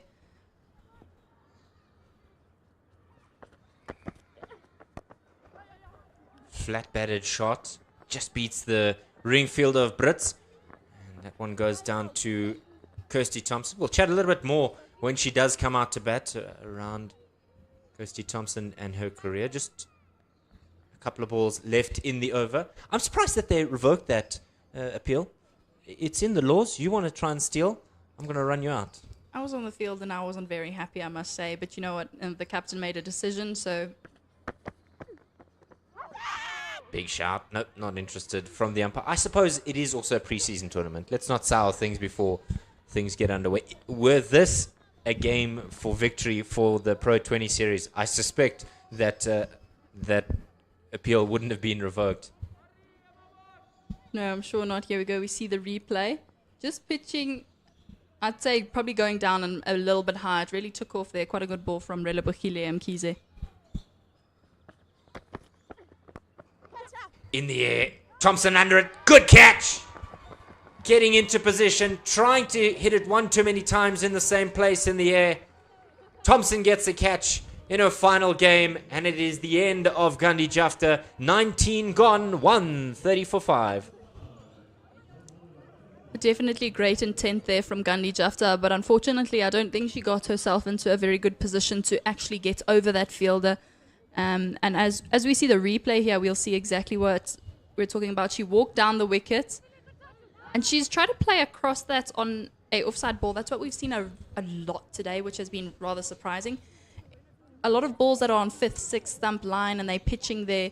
Batters are trying to swing across it, and actually in the past 2 days, there's been so many wickets where batters have tried to swing across that ball on the 5th, 6th stump line, getting some sort of top edge or the wrong end of the bat, and it just balloons up and makes it an easy catch for the fielders. Yeah, it looked like a little bit of a chip onto the green. You know, you're in the sand bunker. But Kirsty Thompson gleefully accepts that one as the new batter, Elise Marie Marks, comes out to the crease. She's been contracted. It genuinely looked like almost a Happy Gilmore walk and chip straight down the throat of Thompson. Elise Marie Marks with a national contract. Also very capable with the bat in herself and in her own regard. She hits some beautiful shots yesterday, a beautiful 6 straight down the ground. Very capable, and in her younger years, probably, from my opinion, from when I was playing against her in the age group levels, a very good batter and she used to score a lot of runs and a great bowler too. The final over begins. Down the ground, lovely shot. Nobody's going to get it. It's one bounce 4. That's absolutely beautiful, dissecting those two fielders. Right in between the two. There's no chance of either of those two fielders out there getting to that ball. Kirsty Thompson and Jenna Evans, both known to be very quick, athletic fielders. There you go as we watch the replay. That's very full and straight. And Annika Bosch gives herself a bit of room and gets that really straight in between those two fielders. A beautiful shot. Gives herself room again. This one's hit out onto the offside. So just the one down to Thompson. Yeah, I must say I'm rather surprised at the offside fielders all being in the ring. I think I said this quite a few times yesterday too. I think for both sides, the offside fielders were always in the ring and nobody capitalized off of that except for maybe Karabo Miso, where she really pierced that gap quite a few times. But nobody's trying to go over that offside, which is rather surprising considering the amount of very experienced cricketers we have here today. Just beating the hand there of Moncho. Almost felt like Elise Marie Marks with 4 balls remaining in the over. Had a bit of license, but the sensible decision to get Bosch back on strike. And there is some vacant room out, as you mentioned, on the leg side. Everybody in on the offside, barring long off. So they know where she wants to go. Oh, that's just cheeky. That is absolutely cheeky. The reverse paddle beating the keeper on the right hand. And another boundary. Definitely, that's awesome to see. I love the innovation. And as was mentioned earlier, if you get it past the inner ring at the DP World Wanderers, chances are it's going. And there you go, we see it. And a tiny tickle there on the bottom of the bat. Just missing Karabo Miso and running away for 4 runs.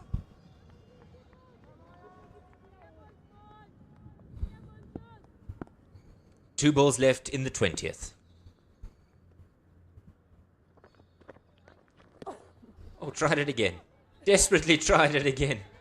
But I think she was undone for pace there, and you could just hear the exclamation, realizing that she's tried maybe one too many times. Definitely, it looked like a bit of some sort of slower ball off cutter, maybe gone a tad wrong, but gone just enough right.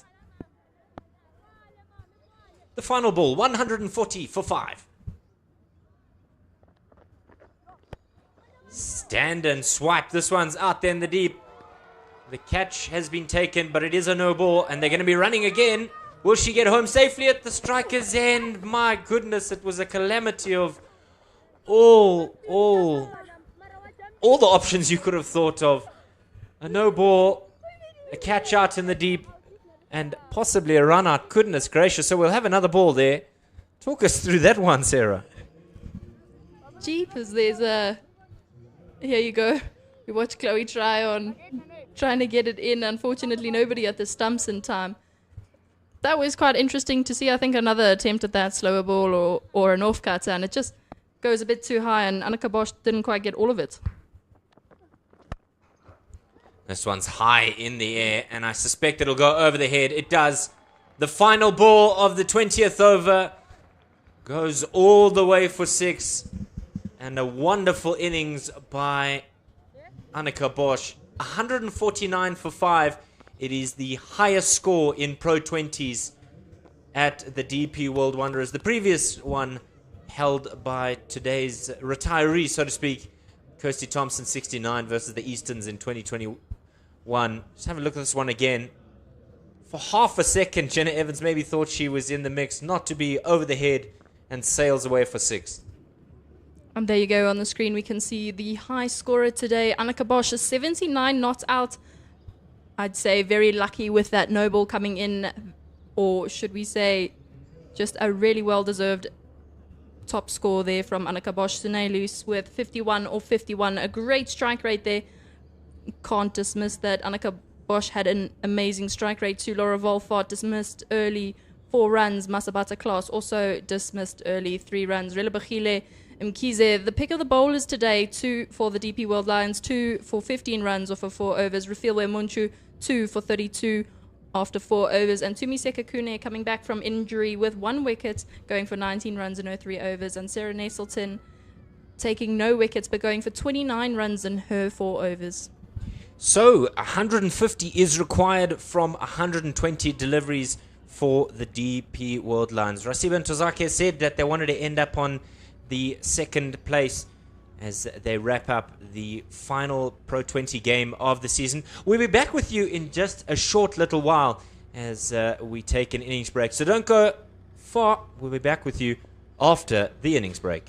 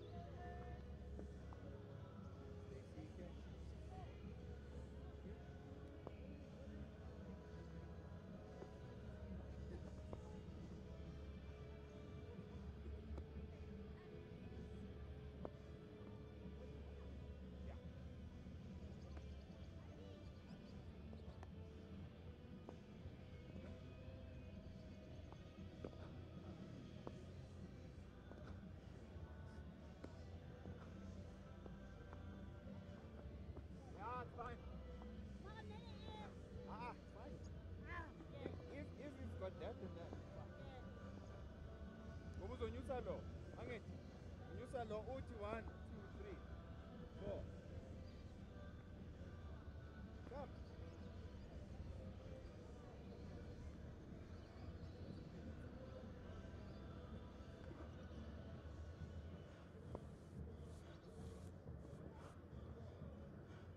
How don't you gonna get it? I know you're born about.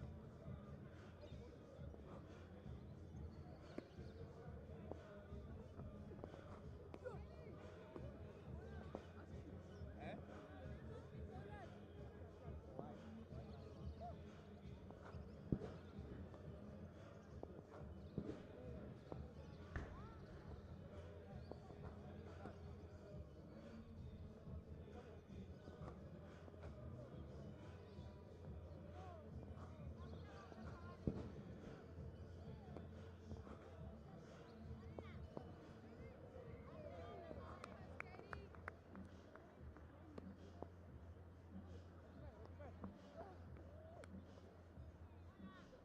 Yep.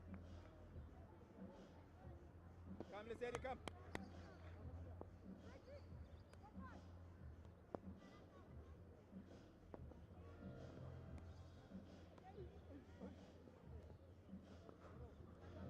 See.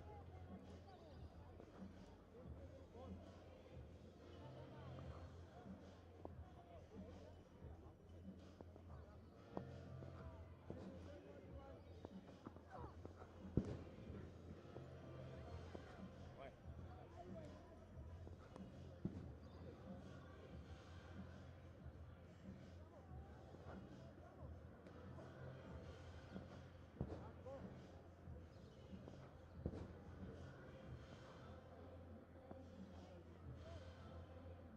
Good.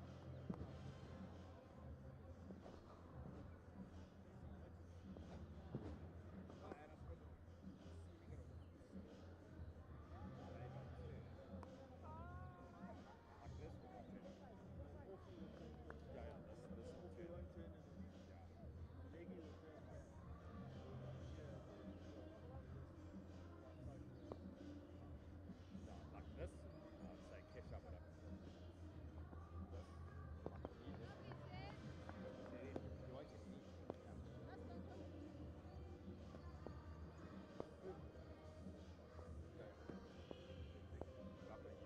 Oh, okay.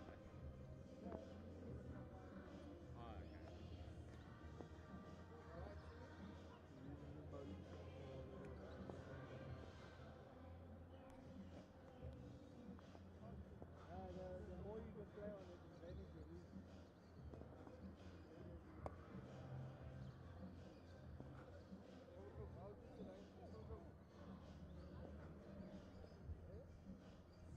You done?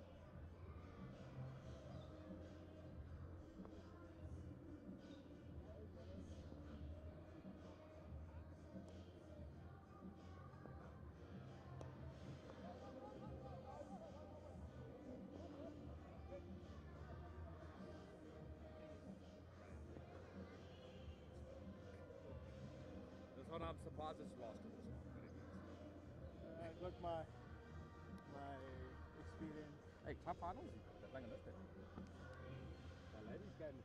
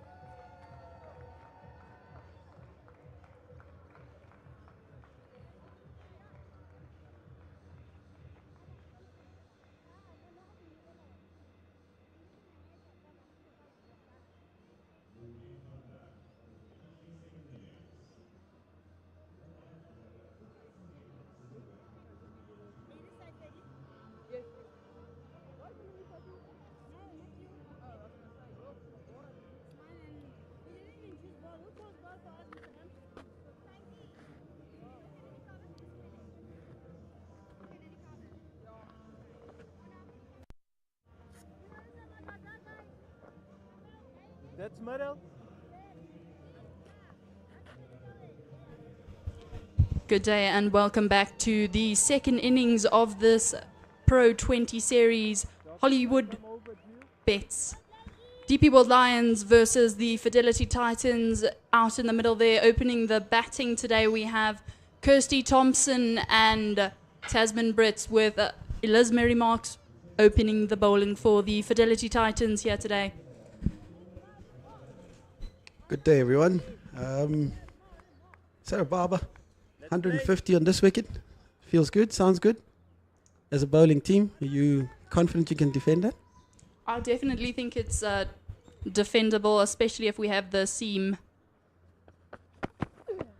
That's a really good start from Eliz Mary Marks. As I was saying, from what we saw in the innings from the Titans when they were batting, they seem to really capitalize off the spinners. The spinners that give it a bit more flight, you know, give it a bit more time for the international players to play. So it seems like seam has been really effective here in the first innings today. And for the Titans, they've got quite a few spinners too, but also I think ample seam. That's full and straight and being defended for no run there. Interesting that you say that. And I mean, I think they've lost a big part of their bowling arsenal in Bolena Mashishi, who's been an outstanding performer for them. And again, as you say, Eliz Mary Marks is again class act. I think it will be a very interesting defense for them, because if I look at their bowling attack, I think they do lack a little bit of experience, don't you think? That's full and straight, and it's been worked to the point field there for no run. Yeah, definitely quite a young squad in terms of the bowlers. They've got a lot of experience in the international batters, and Eliz Mary Marks, newly, or maybe her second time round year in the Proteas contracted setup, but a young player, and maybe her time to prove how senior she can be in this domestic setup. That's also a well-bowled ball, great line and length. Tidy start from her as well. Again, I expect nothing less in terms of experience, discipline, execution. I think she's right up there. And even in terms of pace, I think there's going to be a bit more aggression. I do think she will also pepper the middle of the wicket a couple of times. I think we haven't seen one go up the throat, and I think she might give Kirsty Thompson a going-away party of it. That's gone down the leg, and that's been called wide by the umpire. Yeah, I must say, I haven't seen any bounces this weekend, and I was really looking forward to Eliz Mary Marks and maybe Masabata class yesterday, putting a few short ones in there, you know, putting them under pressure. But I suppose, unfortunately for my hopes, I didn't get to see any of those bounces. And there you go, we see the replay of that ball. That one was just a bit straight, and it just kept on going. It picked its line and just sailed along, going down leg. It's a tough call to the bowler, that. It's a twinkle there, surely. That's straight, and that's been driven, and it may beat the field, and it's going to be a foot race between Gandhi Jafta and the ball. And that's the first four of the DP World Lions innings. Kirsty Thompson off the mark. Aren't we going to miss that? Aren't we going to miss that? That is just pure class. As you have a look at this replay again, just have a look at the balance here. Pure balance. Presentation of the bat. Just trusting the surface. Trusting, again, the maker's name is right out there. These bats these days are immaculate. Yeah, definitely. There was a perfect example of balance. Her head was so still throughout that whole shot. It was amazing to see. That's a beautiful line from Eliz Mary Marks. Just that fourth stump line was beautiful to watch. End of the first over, 5 for no loss. Yeah, I think to go back to your thoughts in terms of bounces, I don't think it's maybe there's still another day. Today is another day, maybe another opportunity. I think, again, if you think about bowling, all of it's all about aggression, it's all about attitude, you know. And I think maybe yesterday the Titans maybe gave a little bit of respect, too much respect to the DP World Lions side. So I think today we should see a change of tactic, and we should see them being a little bit more aggressive. And with a score of 149 on the board, I think we should see a little bit more strategy and a little bit more, innovation. Yeah, definitely. I mean, for me personally, I feel as though a bouncer is another wicket option. You know, you can miss a bouncer just as you can miss a good length ball. And you can miss a catch just as you can miss a bouncer. But a bouncer for me is definitely an option, as we don't see a lot of pull shots being played in this domestic cricket in South Africa. Masabata class in, that's outside the off stump line, and that's a great way to start. Absolutely, great way to start. And again, as I look at the field here, I think, Sarah Baba, you are whispering into Masabata or the captain's ear. If there's a deep square and a fine leg, which suggests they'll be very straight. And I mean, I think it does put the bounce as an option. This field does say that there's an option there. Yeah, definitely. I think this is what we saw at the start yesterday as well. That's a bit wayward, and that's being called wide by the umpire. I think that's a bit too far outside the line. And it looks like Masabata class will be retaking a run-up. Maybe something slightly off in there. Just making sure. I think that's a typical bowler's response. And Baba, you would know quite a bit about this. You know, the old down leg and then the shoulder warm-up. Yeah, definitely. You know, as a bowler, you always got to find something to blame. Oh, no, you know, I was falling away, or my ankle. I'm not saying that's what class is doing here, but I can speak from my experience. And that's absolutely been bludgeoned over the cover fielders and plugged a little bit, and Tasman Brits will come back for two. Probably not where she wanted the ball to go. But I think, again, as I've always said, I think that the Wanderers Stadium does give you that option of that extra bounce. So maybe that ball just going up a little bit on Tasman, and then maybe also just closing the face off. I think she will be definitely looking to be a little bit more aggressive. I mean, this is probably, I would say, her most favorite format, but her most successful, probably 50 overs. This one's outside the line, and that's been absolutely hit so well over, but also slows down again, and Tasman will only get the two off of that ball. You know, definitely a very explosive player. We saw yesterday the acceleration near the end of her innings. I spoke to her a little bit, and she spoke about patience at the beginning of her innings, and a very mature, and what you want to see from your senior players. It was a brilliant innings yesterday, and kudos to her. It's great to watch. Yeah, and I mean, I think she's been a little bit starved of runs, so it was good to see her crunch time in a big game when the team needed her to stand up, for her to go off and put on a big score like that. That was, I mean, fascinating and great to watch how she put it together. As we see a bowling change here, long on, and a cow corner now instilled. This is very straight and being worked off the pads, and gets to that square leg fielder just for that one run. Yesterday they had a very similar field set where it was square leg out, and I think it was cow corner. And I think most of the time, or I'd say probably like 80% of the time, the offside was all in the ring. So I think, you mentioned earlier that we spoke about how it's been a lot of leg side play and not a lot of play going over the offside. So maybe we might be able to see that from Kirsty Thompson. She loves that offside play. So maybe a good combination where Tasman Brits loves to play sort of in that V. This is straighter and worked around the corner, and fine leg is going to run in and pick that up for just the one. Absolutely. I think it's, again, very, very good in terms of just the mixture here. I know probably the coaches will probably talk about it being deliberate and they haven't planned all of this. But yeah, Kirsty Thompson, that cover drive, that pose, I think I'm going to come to miss a few of those in the next coming season. But again, we've been blessed of having her for the last 15 years. So I think, yeah, maybe it is time for her to maybe start a new chapter. But she has been a great servant of SA cricket, or SA women's cricket.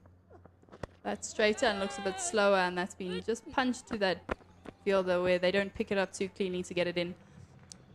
And that is the end of the second over, and the Deeper World Lions are currently sitting on a 12 for the loss of no wickets.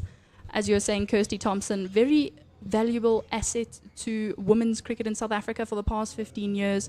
And you were mentioning her offside play, and you were mentioning the cover drives and the drives. But one thing you missed out on, or maybe it doesn't come to you as much as it comes to me, but all I remember from a lot of what I remember from sitting out in the dugout and her using that kookaburra is those cut shots, those brilliant cut shots, getting it straight through that gap between points and cover. I think we're not going to have to wait too long. She might just give us a show today just to say goodbye to everyone. But again, an amazing player, amazing mentor. And I mean, I've had the pleasure of working with her as well. So just as a human being, I think she's been phenomenal. That's very straight and worked off the pads, and it looks like it's going to run away for 4 runs. And that is 4 more to the total for the DP World Lions and Tasman Brits' total. A welcome boundary, and I'm sure they'd be very pleased to be getting these boundaries in the power play. It's again a great shot, great shot. I think an interesting field set. As we look at this replay yet again, I think it's maybe slightly leg side-ish with this field. Probably not the greatest execution. So Lismary Marks, we're expecting it to be a little bit a tad on 4th on top of off stump. And that's been beautifully played on the back foot, and the fielder there gets a hand to it just to stop that for, as you were saying, that 4th fist stump line. And there you go. I think we have it maybe a tad too short and making it easy to get onto that back foot. But that's sort of what we expect from Lismary Marks. She really likes to bowl that line, and she bowls that line very well. In the past 2 days, she has had those 1 or 2 that have strayed down leg, bowled very straight. But yesterday, she sort of had that field set for the straighter ball. So a bit of a different tactic maybe today.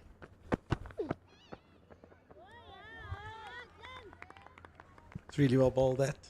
Very well bowled. Kirsty Thompson hearing you, Barbara. She's hearing all these cut shots. She's hearing all these requests.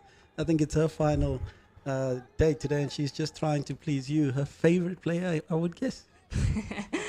I'm sure not. Yeah, I think you've just spoken now about the Lismary Marks. I think she's the type of bowler that wants to run in and hit the deck hard. Anything that's on the wicket, she'll try and exploit. Definitely. There you go. There's a good use of the hands there by Kirsty Thompson. Just trickling it down there to the 3rd man fielder on the boundary. Yeah, she loves to hit the wicket really hard, and that's what I love in a fast bowler. The one to hit the wicket really hard and maybe, make people scared. Intimidation factor. That's, again, I've always said, pace is something that you really can't teach. And if you have it, you need to make sure that you use it. So it's good to see that she doesn't shy away from the big moments as well, but she does want to do the hard work for her team as well.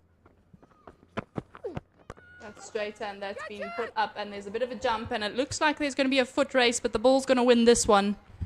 And that's 4 runs to Tasman Brits. It's a brilliant cricket shot, that. Great use of the feet, maker's name.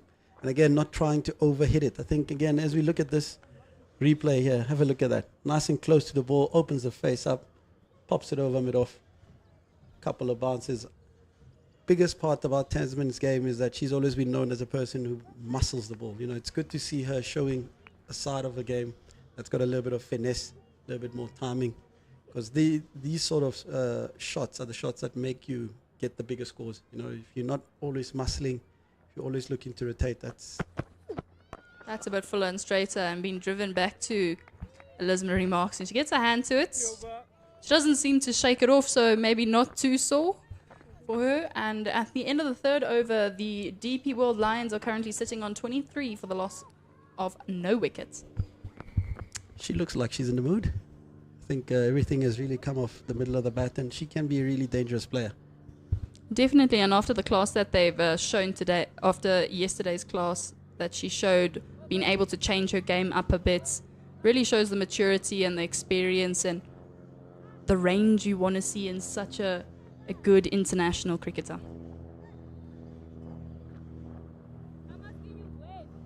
As we see a sneaky bowling change here, is this young Lahori coming up.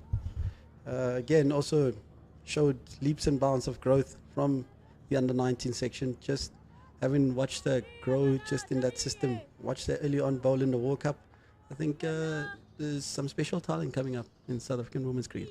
But definitely, she's got this, I would say, unorthodox wrist, but she knows how to control it brilliantly. And there you go, there's a cut shot. Straight to the fielder, though. Kirsty Thompson looking for that run, but sent back by her partner, Tasman Brits. Kirsty Thompson putting a smile on Sarah Barber's face yet again. I think that's one big thing that you're going to miss about her when she's gone, I guess. You're watching the cut shots. I always wonder how she gets her hands to it. I wouldn't say I don't have the worst hands in the world, but the cut shot isn't one of my greatest shots, to be honest.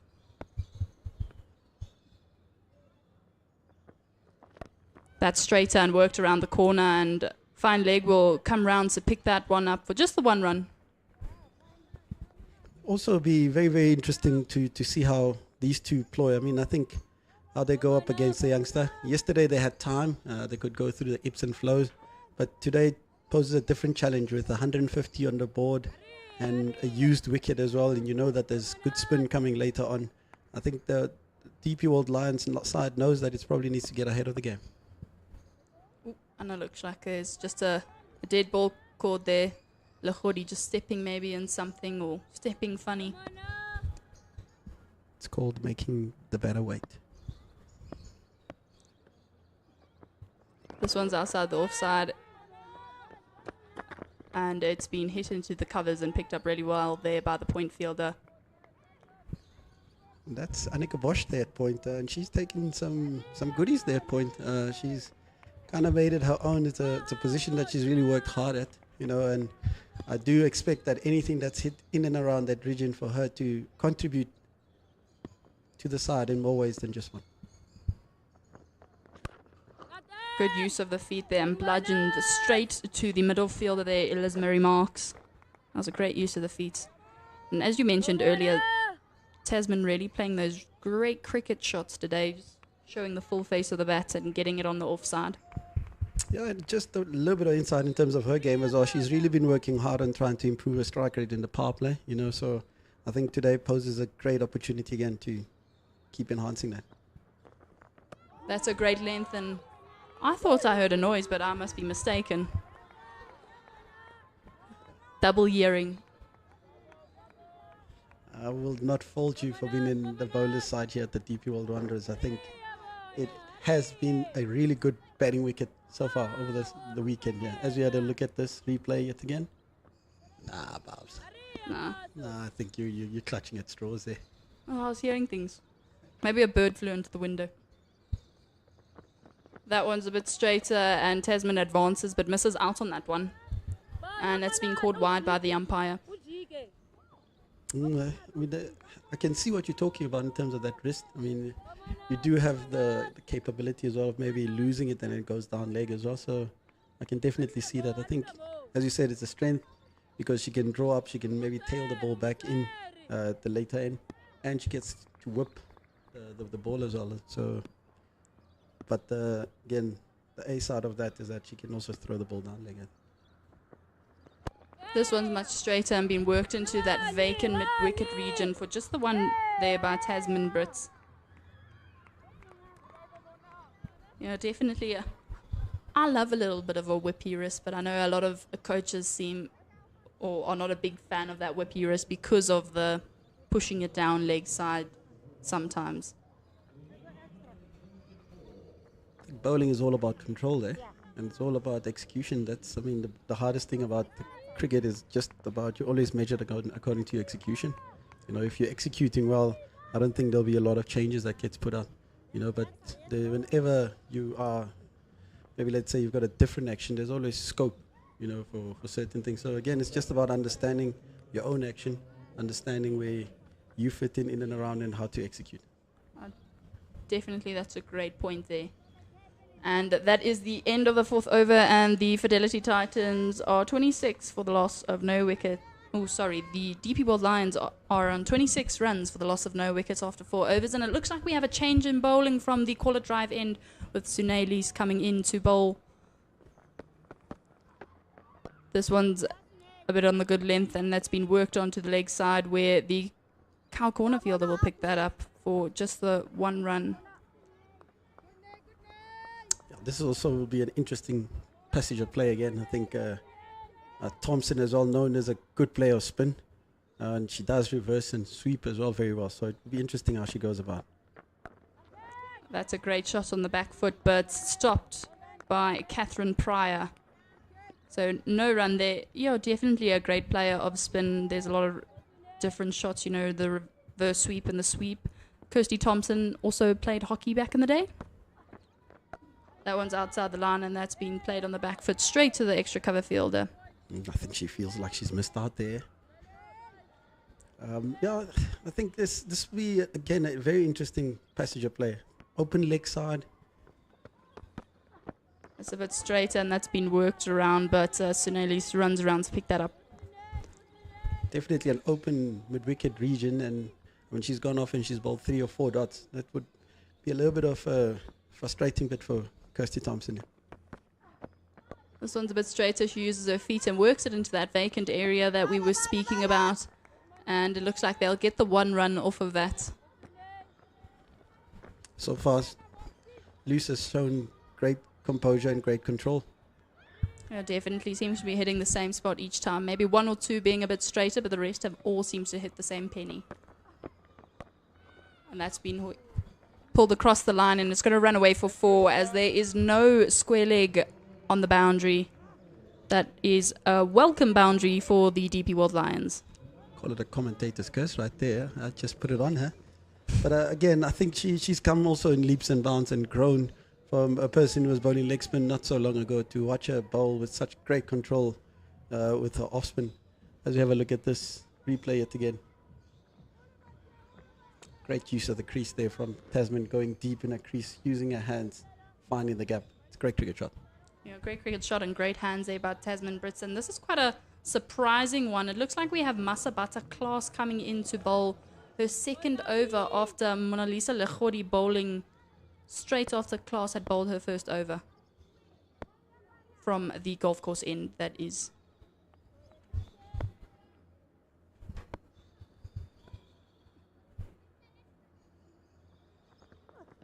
That's outside the line and being defended for no run. I think if I have a look at this, I mean, it's only Marks who's bowled the back-to-back overs. So maybe the captain trying to disrupt their rhythm a little bit, you know, and trying maybe to extract anything that's on the wicket. You said it early on, the DP World Wanderers Stadium has got something early on, and then after that, it just becomes a great road to bat on, you know. So I think we're seeing one of those, and we're seeing Sune Luce trying to find different ways to extract something out of the wicket or to create something out of nothing.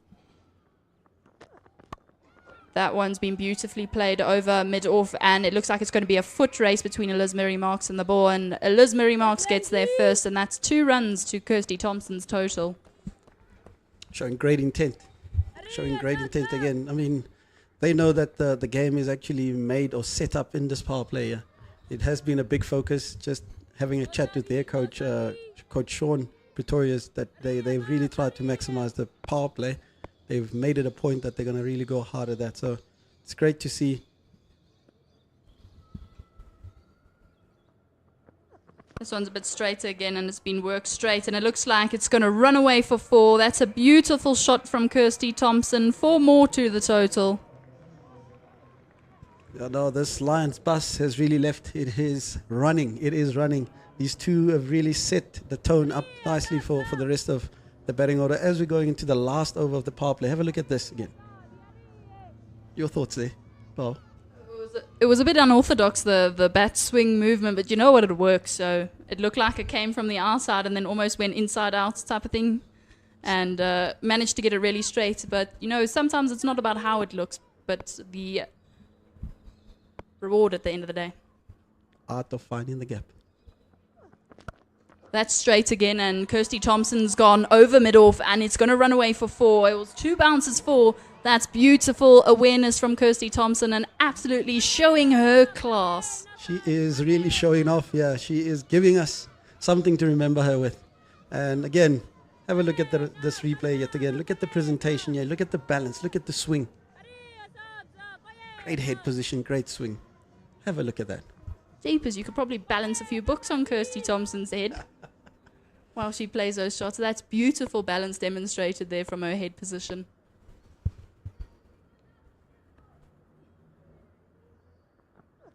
That one's a bit short and being worked around the corner, and it looks like it's pierced the 2 fielders there, and it's going to run away for another 4. That's 4 more to the total. That is an unbelievable cricket shot to get again. I think Classy trying again to maybe overcompensating. She's been hit up when she's pitched up. She's been hit up down the ground twice. And now just deciding to dig this one into the middle of the wicket. And Kirsty Thompson equal to the task. Beautiful, absolutely beautiful. Showing her class. Kirsty Thompson playing the shots we want to see.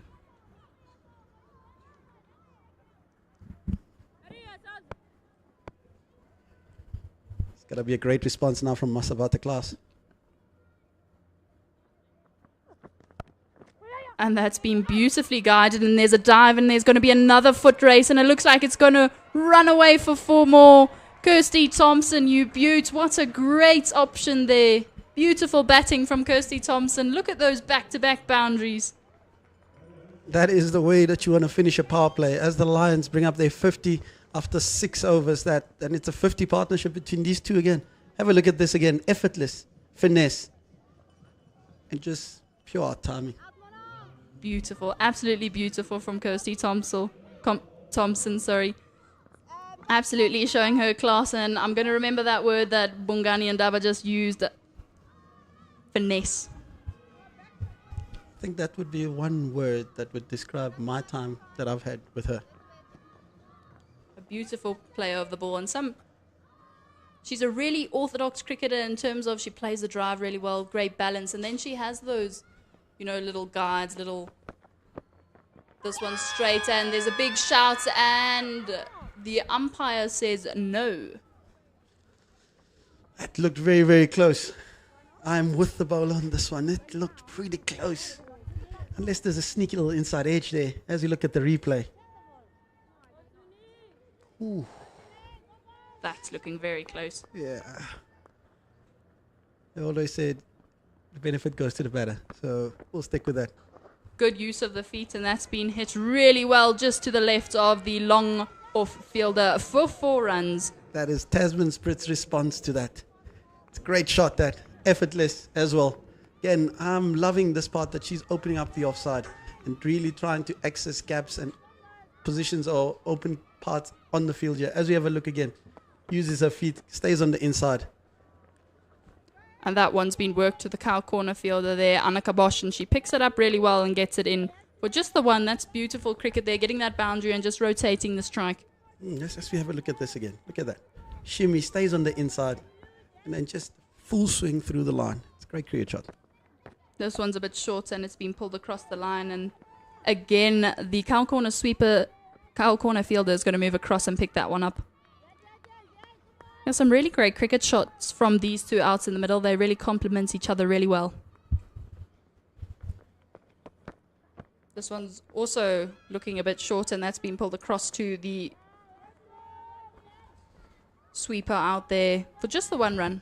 Yeah, and I think early on that movement and that aggression showed early on in the over from Tasman has forced Sinaloose to drag a few balls down here, and she's been quite a little bit shorter the next couple of balls. That one's much better and worked into the vacant area where they'll get the 1 off of that. And that is the end of the 7th over, where we will have a commentary change with David Midgley joining me. The DP World Lions are currently sitting on 58 for the loss of no wickets after 7 overs, with Kirsty Thompson really doing well here with a great over, getting back-to-back boundaries, and now sitting on 28 runs, and Tasman Brits on 27, so both doing really well. They have 92 runs to win off of 78 balls. And welcome back to David Midgley. What do you think of that start, David? Well, the game seems like it's got a little bit of inevitability to it. The Lions cruising along here, 58 without loss after 7. Well, where will the upset come? Because at the moment it seems all systems go here for the home side. Definitely, and it looks like we've got Mona Lisa Lechodi coming in to bowl from the golf course end.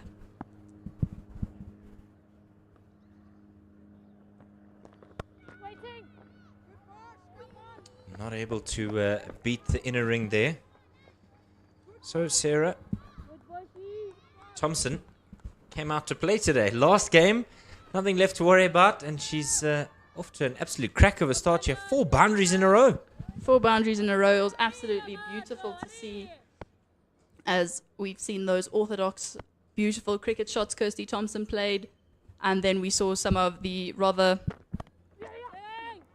little bit gentler this time from the doctor. 1 run. That sort of shot. That is what I was going to explain. The sort of guard outside the off stumps or the pull along the ground. So great to see the range Kirsty Thompson has with a bat. Oh, the on drive was something sumptuous, wasn't it?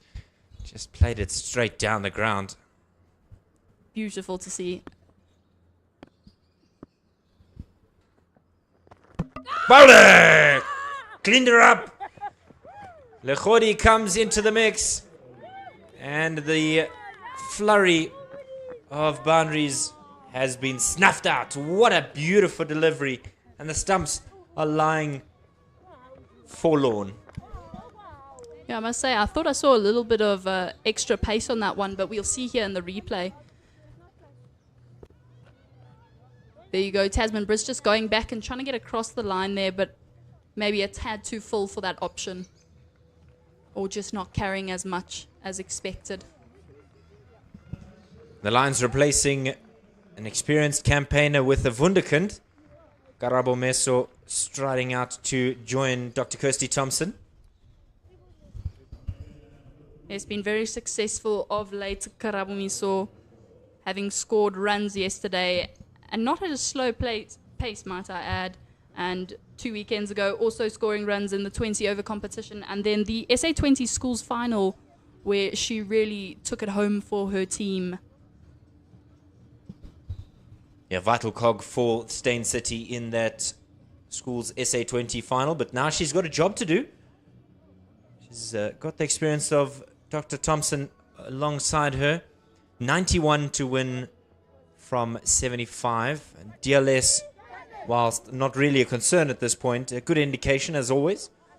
Saying 51 should be on the board, so they're ahead at the moment, but Lechodi with a big smile on her face. As you said, Sarah, probably a delivery too full to try and play a cross-batted shot. Almost deserved the straight bat and maybe the high elbow. Yeah, definitely. And, you know, Tasman Brits has played some very beautiful shots over that mid-wicket region and even straight today. So pity we didn't get to see that. But nonetheless, she's played so well this weekend. You cannot really fault her much after her performance yesterday, which was brilliant. It was essential for the Lions ladies yesterday. A massive 100. And getting a good start. Not able to quite capitalize, but fantastic weekend for her. As you see on the graphic there, 91 to win. Thompson on 29 from 25. Meso about to face her first delivery. Lechodi with her tail up. And they probably, Karabo Meso probably knowing Lechodi quite well, considering they played together. Tiny little dink onto the onside, and she gets to the other side to get off strike. Yeah, as I was saying, these two played with each other at the SA Under-19 World Cup. So maybe Karabo, as she's seen a lot behind the stumps, probably with keeping to Lechodi, so knowing her very well, maybe having a very good set game plan.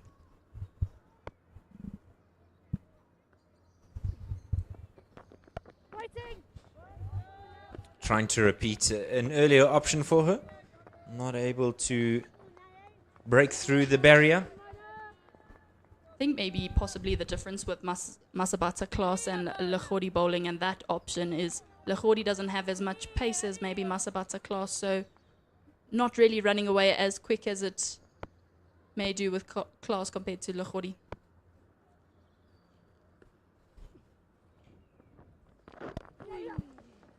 Nicely worked onto the onside. She calls quickly for a second, but not able to confound Sine Lease down there in the deep.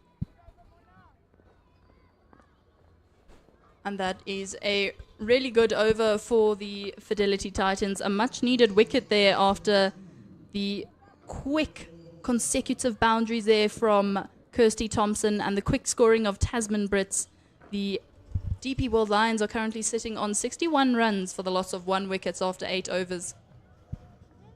I think what the Fidelity Titans needed was just me on commentary, because the two of you not able to get the breakthrough. It's the experience. It's the experience, Sarah. No, definitely. Experience carries you very far. Absolutely. Gandhi Jafta now will have a go from the call-it drive in. You said she's somebody who's done fairly well with the ball in hand, a player for the occasion. Could she snatch a wicket here and really turn things on its head?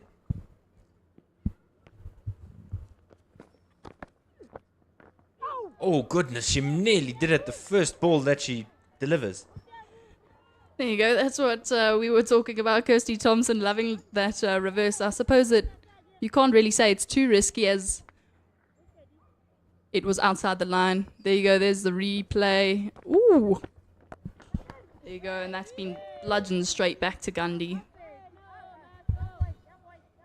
Yeah, as you said, not a bad shout. There is a bit of a backward point in place, but a lot of room out there at the third man region.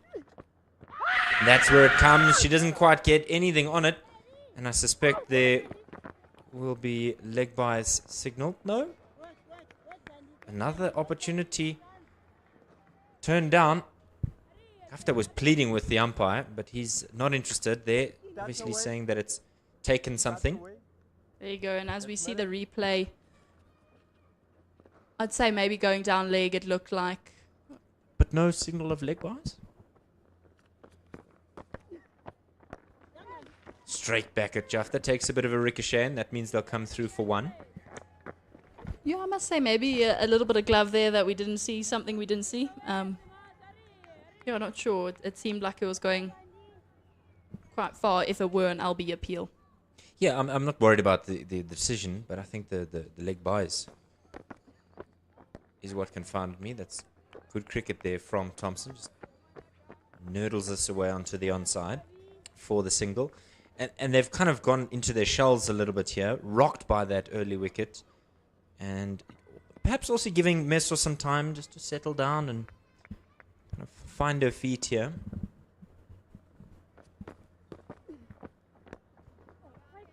Using her feet there, she works this away square on the onside for the single. Gets herself to 3, Thompson on 32. The over has been completed. 9 gone, 65 for the loss of 1. Yeah, as we see here, the rate achieved so far for the DP World Lions is 7.2 and the rate required is 7.7. So I don't think at the moment the way they are going is quite the rate required, but I don't think they'd be too worried considering they're getting 6s, 5s and over. It's always, you're always able to catch up, and we've seen from Karabumiso, the youngster, that she is able to catch up after she started off slowly, but you can't say that she started off slowly either, as she's 3 of 3, and Kirsty Thompson, we know, has the capability of accelerating. Yeah, she's just got to knock the ball around, find her feet, get going. As you've highlighted, she's somebody who can really put bowlers to the sword once she does get ahead of steam. Just looking at those run rates side by side. They're there and thereabouts, so no real worries. Madisha, the new bowling option for the Titans from the golf course. She goes to Meso. Swats this away, really. Looked almost like a baseball player, finding Masabata class there in the covers. I'm sure she'll be a bit disappointed she hit the fielder there. Would have loved to have hit the gap.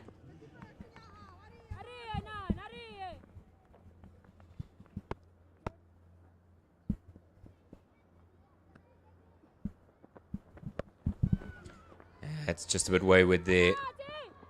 And a good stop in the deep. Really had to put the skates on there and managed to get it cleanly as well as they come back for 2. Tidy stuff there from the Titans. Very tidy fielding there from the Titans. I'm sure Karabumiso will be slightly, I wouldn't say disappointed because it's not bad you're getting the runs off of it, but would have loved that boundary off of that ball.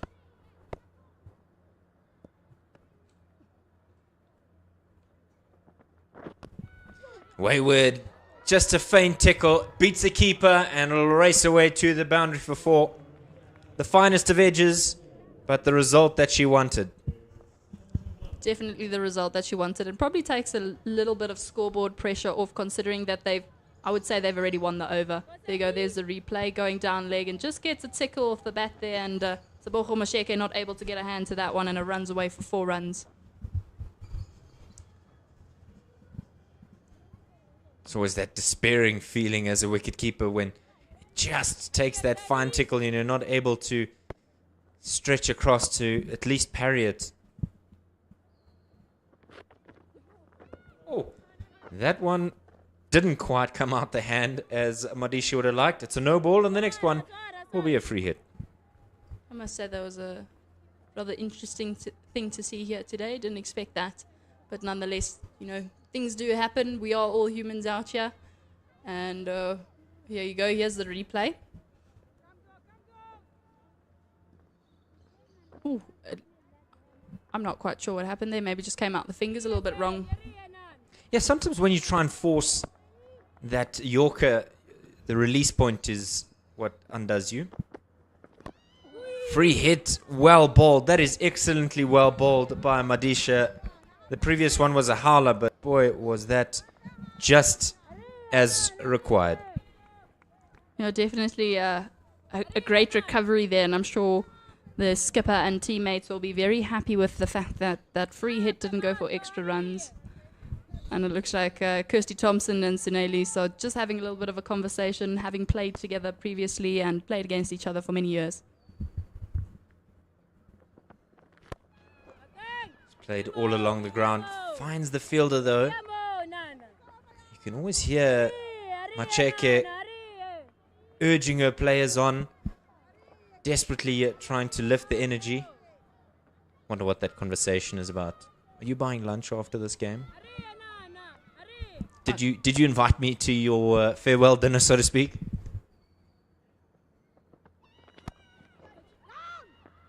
Great bit of fielding there. That's a brilliant effort to cut that one off. That was a great dive there to the left. I thought that one was going to escape through that hole in the covers.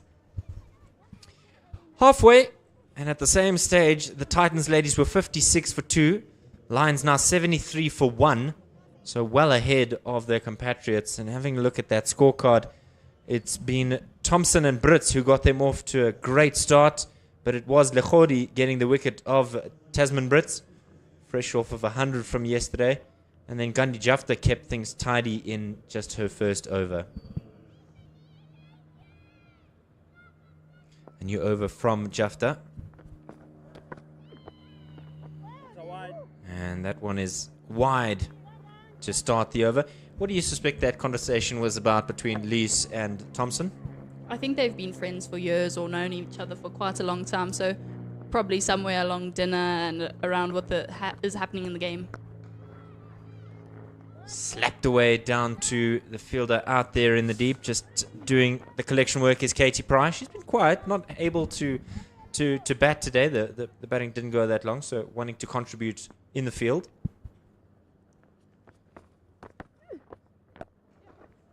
And it's almost a duplicate result here. As Pryor's in the mix again. Yeah, definitely, as you mentioned, not able to contribute with the bat as they have a very stacked batting lineup, the Titans did. So, unfortunately for her, didn't get to bat. But it's such an important thing to note for young players, Sarah, is that yes, you may not have had the opportunity to contribute with the bat, but you still have to be a part of the team in the effort for fielding. Now that one probably going down leg side, half shot from the Titans ladies. You want to contribute, you don't want to get the thanks for coming award, and she's done just that by making sure 2 good stops early.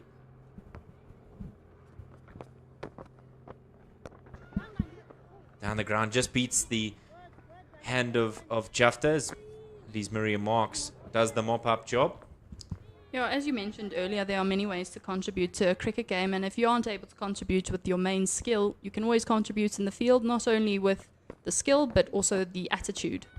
That's a deft reverse sweep there from Kirsty Thompson. She tried it a couple of times in the previous over from Jafta, and that time she gets it right. 2 overs have been bowled by Jafta. They've gone for 12, 11 completed in the game, and it's 81 for 1. There you go. As we see the replay, very wide, Kirsty Thompson moves her hands early and gets there really well. That was beautiful. Great head position and great hands. That is what we love to see from Kirsty Thompson, being a ex-hockey player, And being a brilliant ex-hockey player at that, that is the benefit. You get great hands from playing hockey and cricket. Those sweep shots really become your thing. Yeah, the reverse shot. You just don't want to, in hockey, you don't want to get that tomahawk back stick. Umpires are quick on the players these days, but as you said, she's got the skill. Class from the golf course. Pushes at that one, does Meso. My word, that was so well placed. She knew exactly where the two fielders were. And the class that she is at such a young age, shining brighter than the sun out here. That was beautiful to see. There you go, the replay, nice and full. And a bit of a square drive. That was a great position to be in, and obviously piercing the gap and going for 4 runs. That was beautiful from Karabomiso. Maturity beyond her years. She's facing a South African bowler. And she's the one who's showing whose class is. This is whipped out to mid-wicket, this time for a single. That was beautiful from Karabomiso. That was a beautiful backswing, beautiful hands through the ball. That was so well worked, and, you know, textbook if you ever want anything off the legs.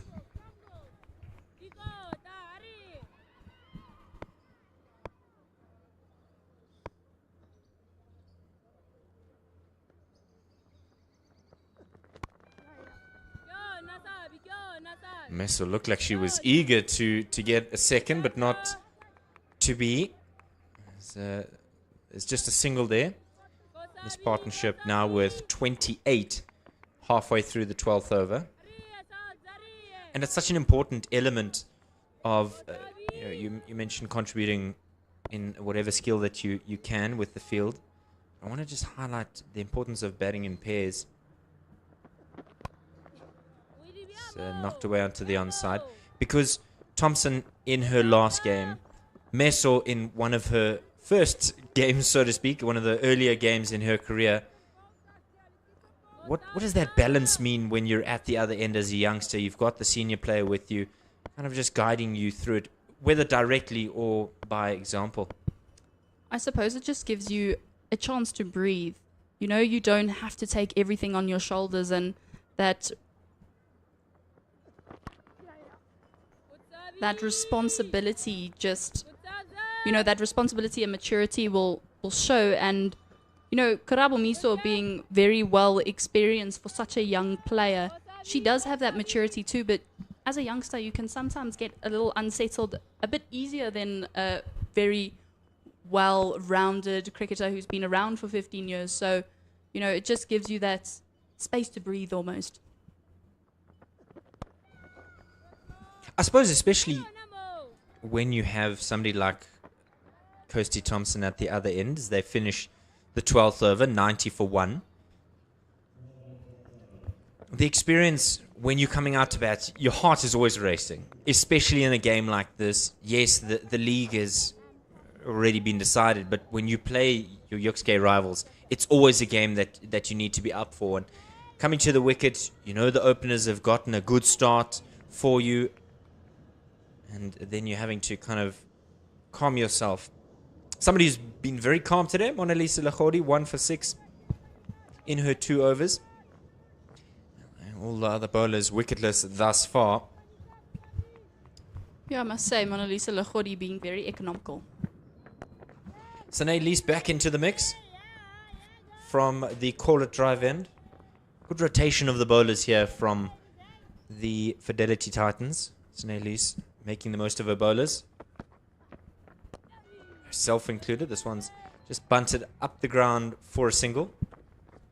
Yeah, I must say, I suppose that's what you know, when you have international captaincy experience, that's sort of what you bring to the table. You know, you don't have to do things in a way that's orthodox.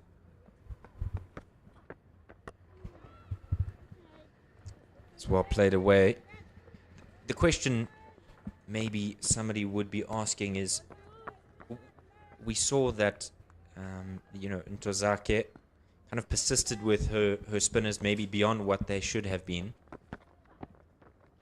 Oh, she tries something interesting there. Doesn't quite get the connection she would want. Sane Lease, as you said, the experience at the highest level. love to hear what your thoughts are after this delivery of the differences. Didn't quite get all of that, but she does get a single for it. What do you think is the difference between the two? Is it not a lack of fear on the part of Sinead Lees? I think maybe just noticing that, persisting with the spin actually didn't work. So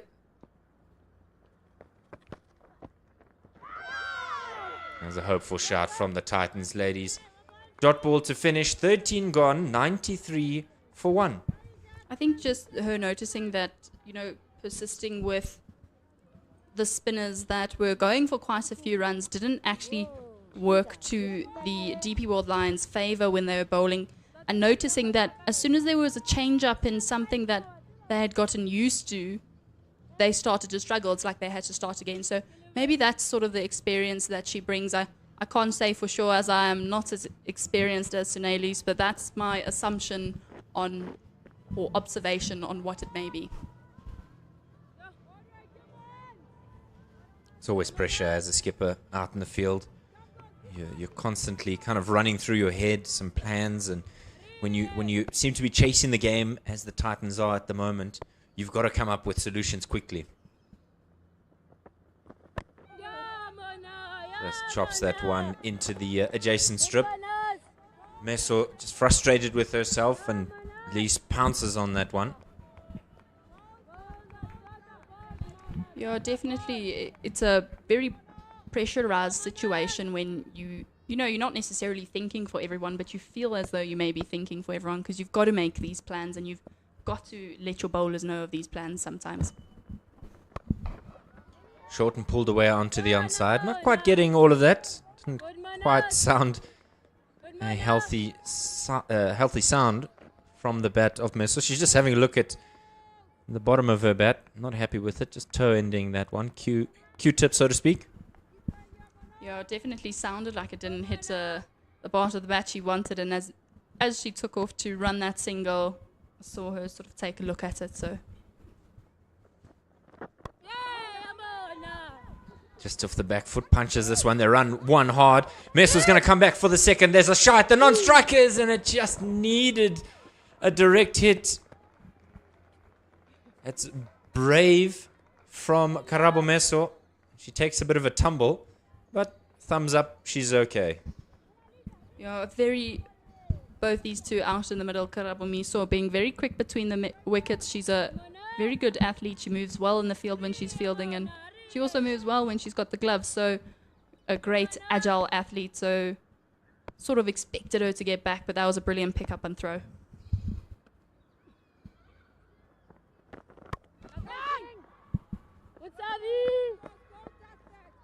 And just looking at that run, I almost thought for a second, is it the bravado or is it the callousness or the recklessness of youth? Because Karabo Meso was confident there. But, well, if the gamble pays off, then it's not really a risk. No, definitely not a risk. And I suppose if you're confident, that always helps you. That one's in the air. It'll fall safely just outside the circle for the single. One ball remaining in the 14th. Partnership now 38. Meso has gotten off to an absolute cracker, 22 from 24. Thompson keeping up with her strike rate. It's been brilliant from these two so far. And you mentioned earlier the importance of building partnerships.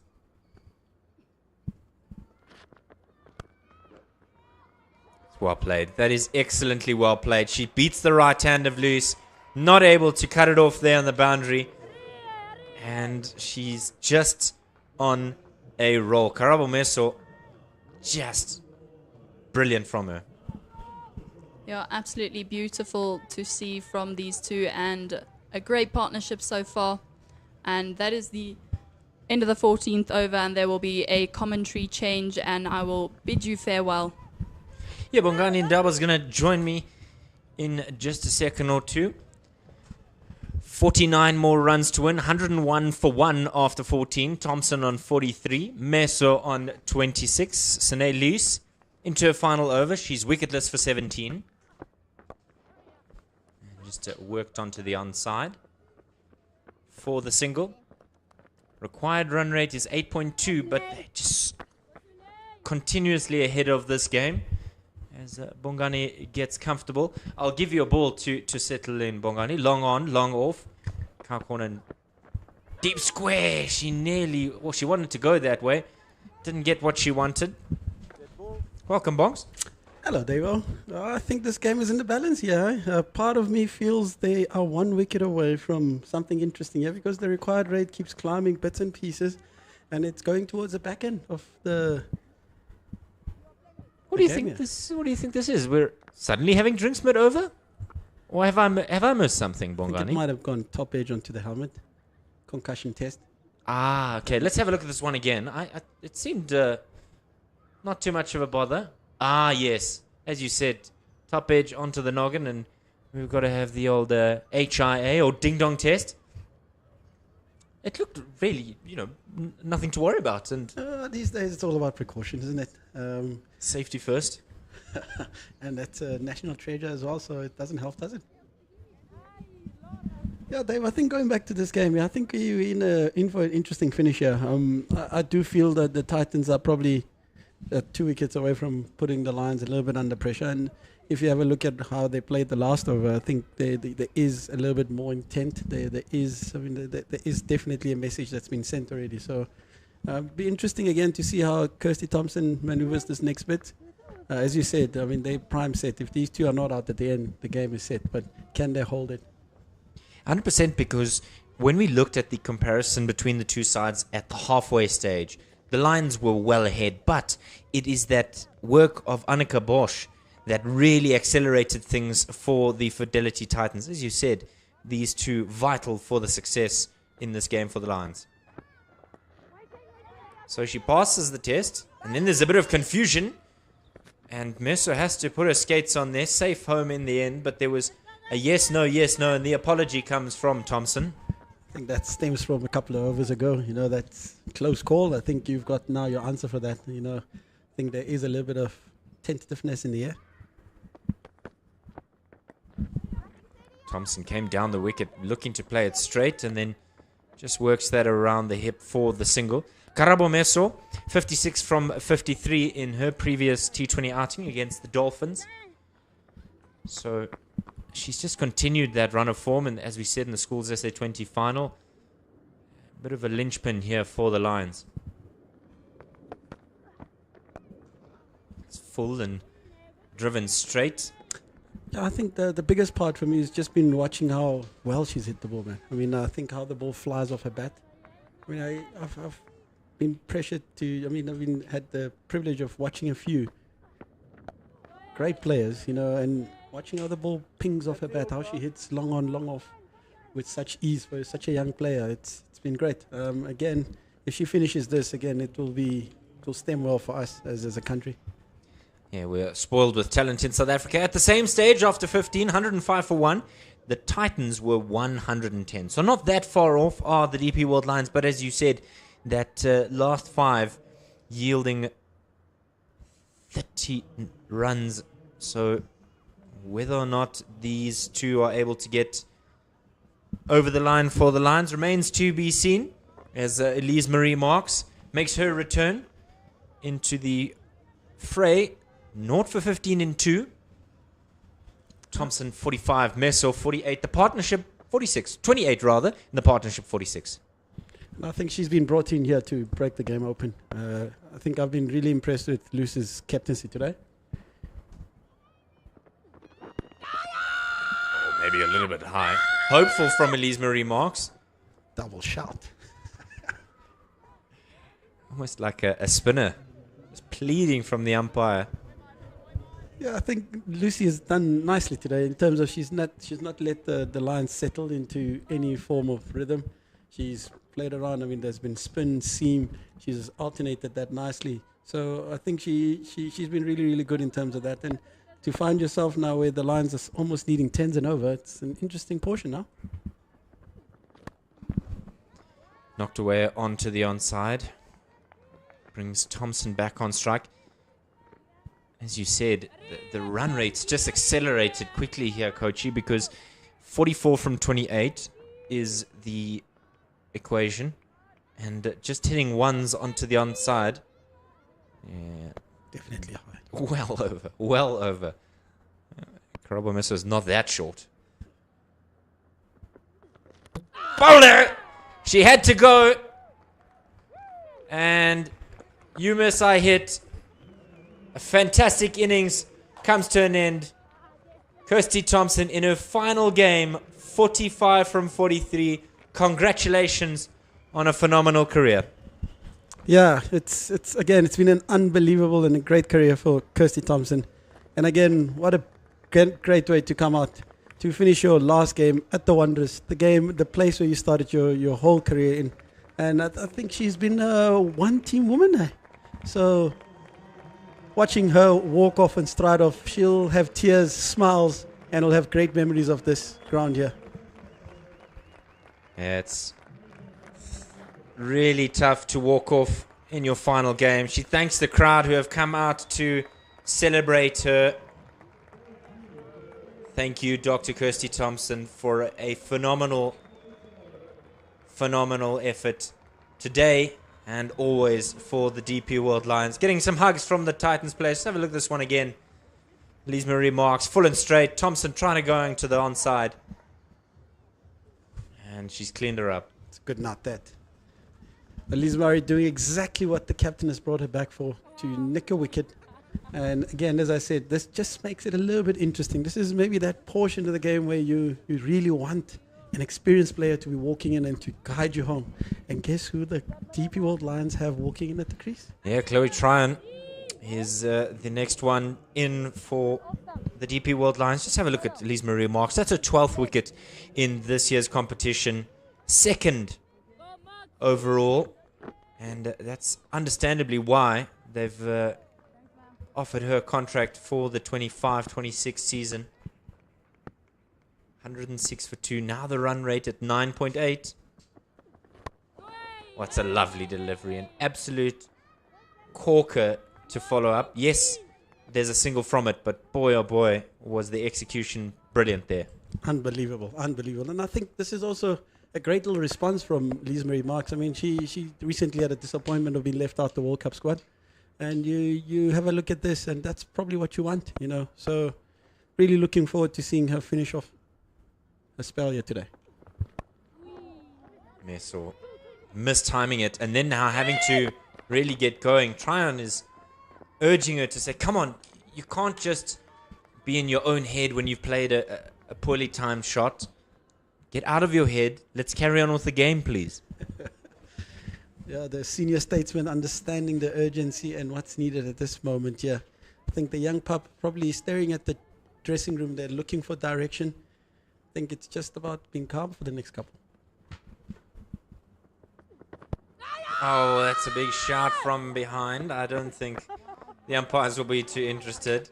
Macheke with a bit of a chuckle to herself. 16 gone, there's 4 remain. 108 for 2. And that run rate keeps climbing.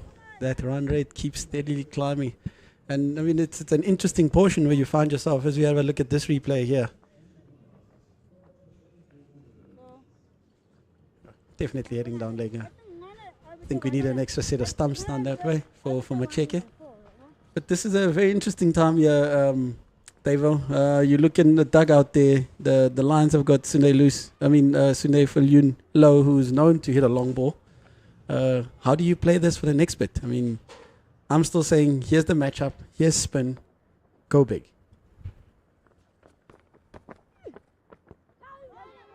A miscued shot means they'll come through for a leg bye. Come on, umps. Come on, umps. There we go. Giving us the signal there. Gandhi Jafta, as you said, 0 for 13, or 0 for 12 rather, in 2.1. And now's the time where you've got to look to go after it. The Titans batters were brilliant at that. They saw the spinner coming on, Tozake, and then knew this is the one we're going to go after. It is the matchup as well, you know, and Chloe Tryon does possess a bit of power, so. Plays this nice and straight, but only finds the wicket taker, Lise Marie Marks.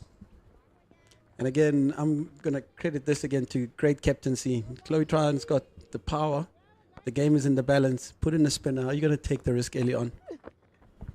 Gets across there, does Meso. Plays the square onto the onside. Trying again, looking for a second.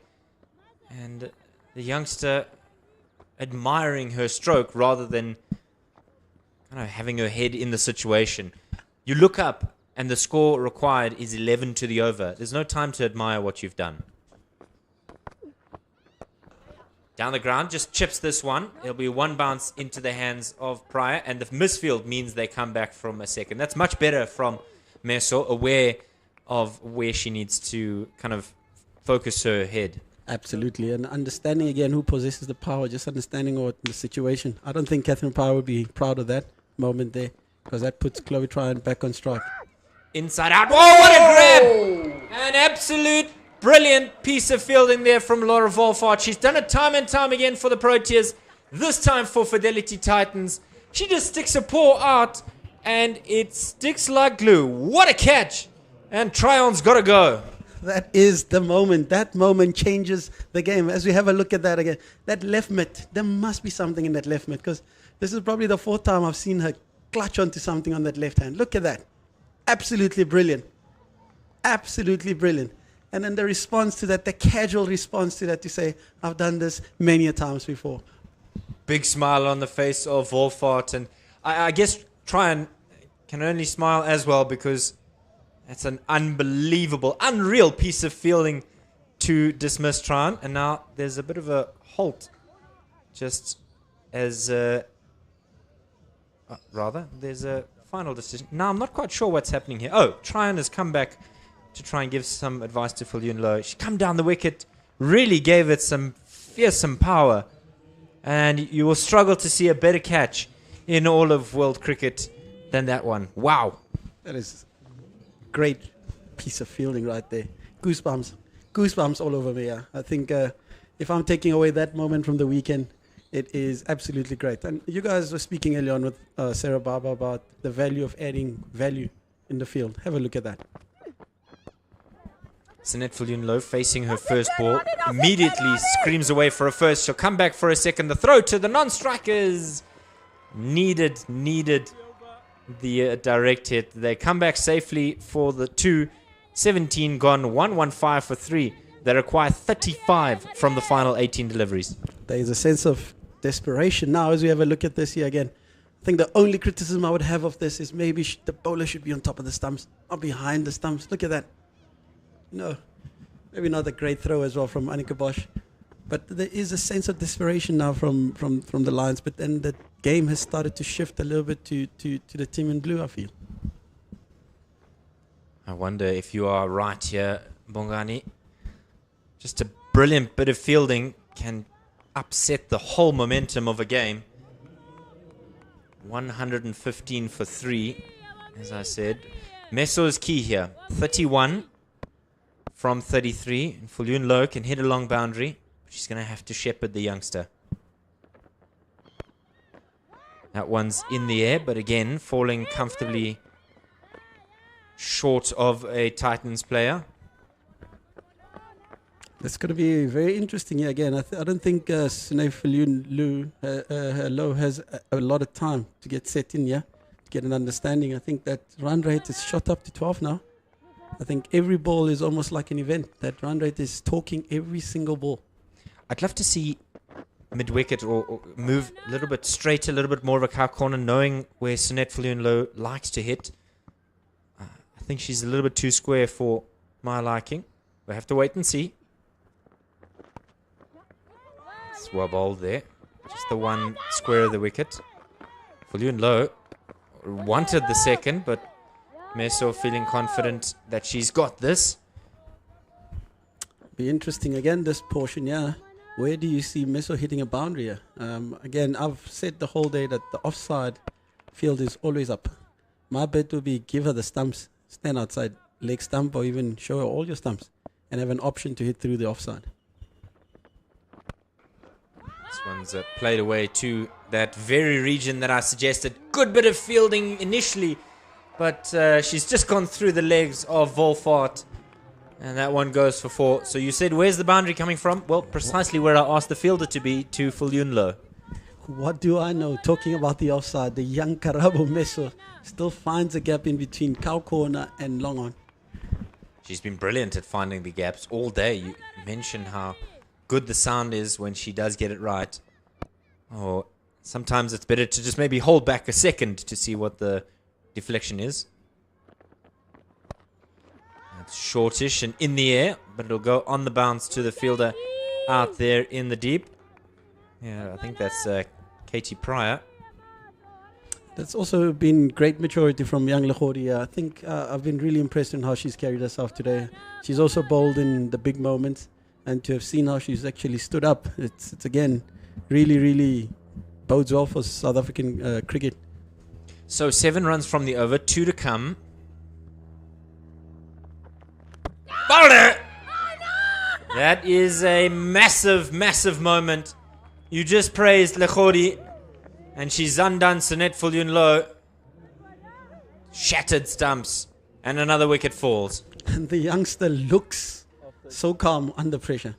The one most impressive thing that I've seen today is the amount of balls that are hitting the stumps. I mean, we keep talking about that. Have a look at that yet again. Up through. Sneaky little inside edge onto the stumps. But again, that is so good.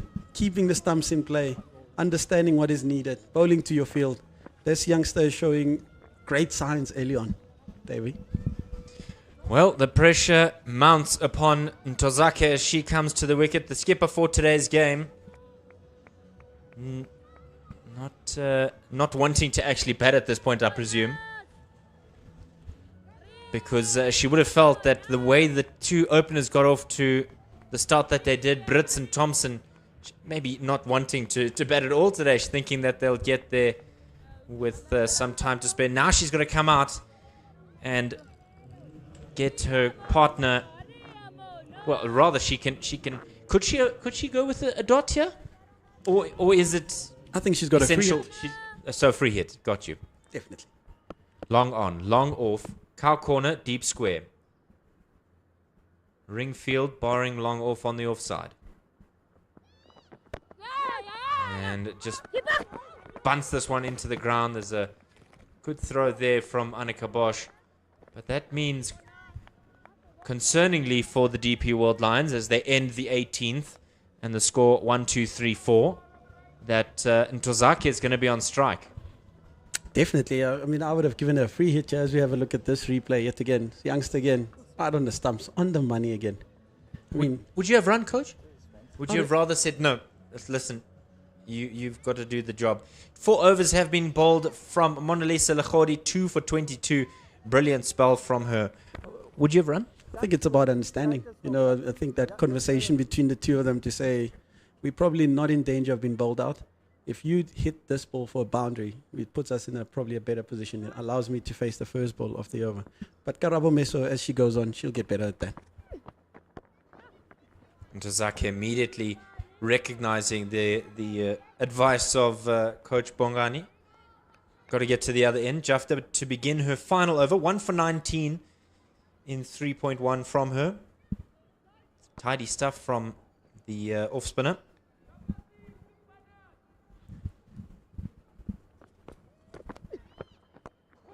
Oh, just scooped away down to Pryor at long off.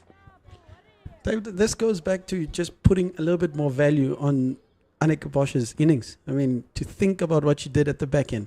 Now you're seeing the value of it. Sweeps hard. Isn't able to beat the fielder at shore 45, and that is a brilliant bit of awareness there from the fielder at 45. Just to prevent, yes, you've conceded the single, but you've not given away the boundary.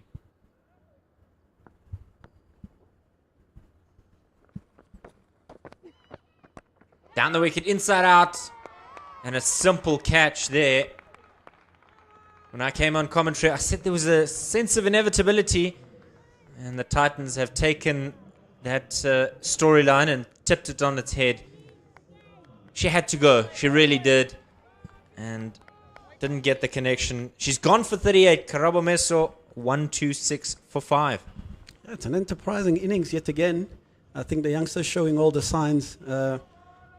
Yes, she probably doesn't want to be going out at that moment there, but she's again shown all the right skills. She's shown all the right ticks for her to be able to be a future superstar for this country.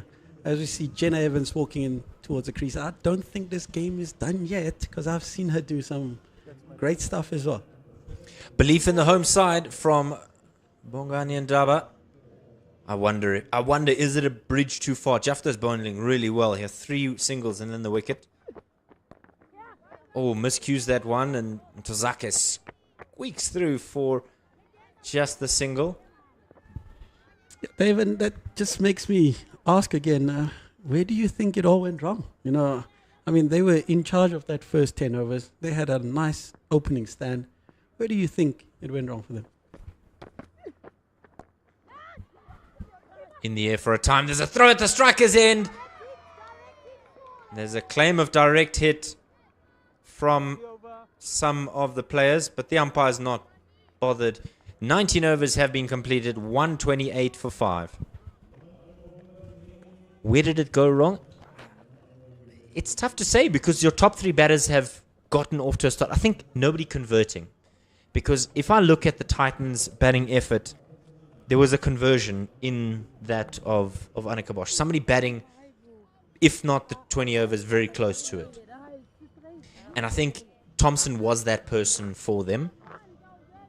I just wonder about, you know, the impetus that was needed at the right time. You know, Sarah mentioned that they were there and thereabouts. They were going at 7.2. They needed 7.7. But what we saw is the run rate just skyrocket suddenly. And if you don't keep up with that and matching at boundaries as well, you'll find yourself falling behind. Bowler completely cleaned Ntozake up. The stumps have taken an absolute battering today. Marks gets another one, her 13th in the competition, 128 for 6 now. Elizmari, Marksy, that is again great bowling, not missing anything. You miss our hit type of vibe, and that's been so good to see today from the bowlers, from both ends. As we look at this again, look at the energy that she's getting through at the crease there. It's not the slowest at going around. A nip off the wicket as well. That is a great ball there. I think you'd be proud of that as a bowler. I don't think anybody would be upset, barring the Lions team. Lovely sight. As I said, the poor stumps have really been the victim in this game. A number of ladies out-bowled. Nettleton is the new batter to the wicket. Number 25 on her back. Yeah, just to come back to your bit there in terms of those scores. Yes, top 3 got in. My only issue is when it comes to this game, that strike rate becomes a big part of it, you know. And I think we're seeing an example of it today. Slapped square, and that's raced away to the boundary. Where was this? Beautiful stuff from Sarah Nettleton. She's saying, well, what are you guys saying? This is easy stuff. Opening up the offside, hitting that for 4. Open up the offside. Have a look at this one again. Busy cricketer at the crease. Stand and slap that one away. I think we've been singing praises of all the bowlers today about being tight on the stumps. That's probably not our best example of that. Didn't quite get all of that, and will scamper through for a single. And the next ball, Elise Murray is back on the mark again. Is it a question that I have for you? Is it a bit of a hangover from yesterday's victory for the Lions ladies? They're not really worried. It's not for anything. It's almost just a matter of getting the better of your opposition.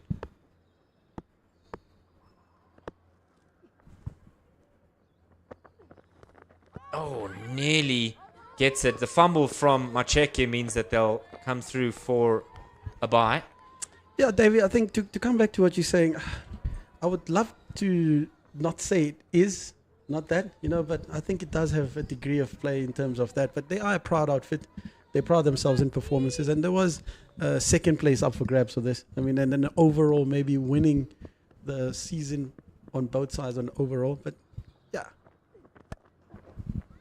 it's knocked away down to long on for the single. My apologies. The previous one, I thought it had not taken anything through, but the umpire signaling that it took a scratch. 2 balls remaining in the innings. And it's been a great display of bowling from the Titans. I think the 2 openers did put them under pressure a bit, but they found a way, man. It was very skillful captaincy throughout. I'm going to look for 2 here, and they're going to get it comfortably. The throw wayward from down in the deep. And that's the game. 20 overs have been completed, and the Fidelity Titans have found victory in the final Hollywoodbets Pro20 match for the 2024-25 season. A quick highlight on the performance from the Titans ladies today, Bongani. As you said, the captaincy combined with the bowling and their ability to execute was the difference between these 2 sides today. Absolutely, absolutely. And not taking away from that earlier knock from Annika Bosch. I think that's probably what we witnessed at the semi-final against Australia. So it was good to see her having maybe an up and down season, but again, in the main moments, in the big moments, for her to come out and put that display yet again. The Titans ladies decided they'll have a bat, Bosch and Loose, getting half centuries each. Wolfart and Klaas dismissed for single figures. It was Mkiza and Moncho that got the early breakthrough. 2 apiece for them. Sekukune, 1 for 19, wicketless for Sarah Nettleton.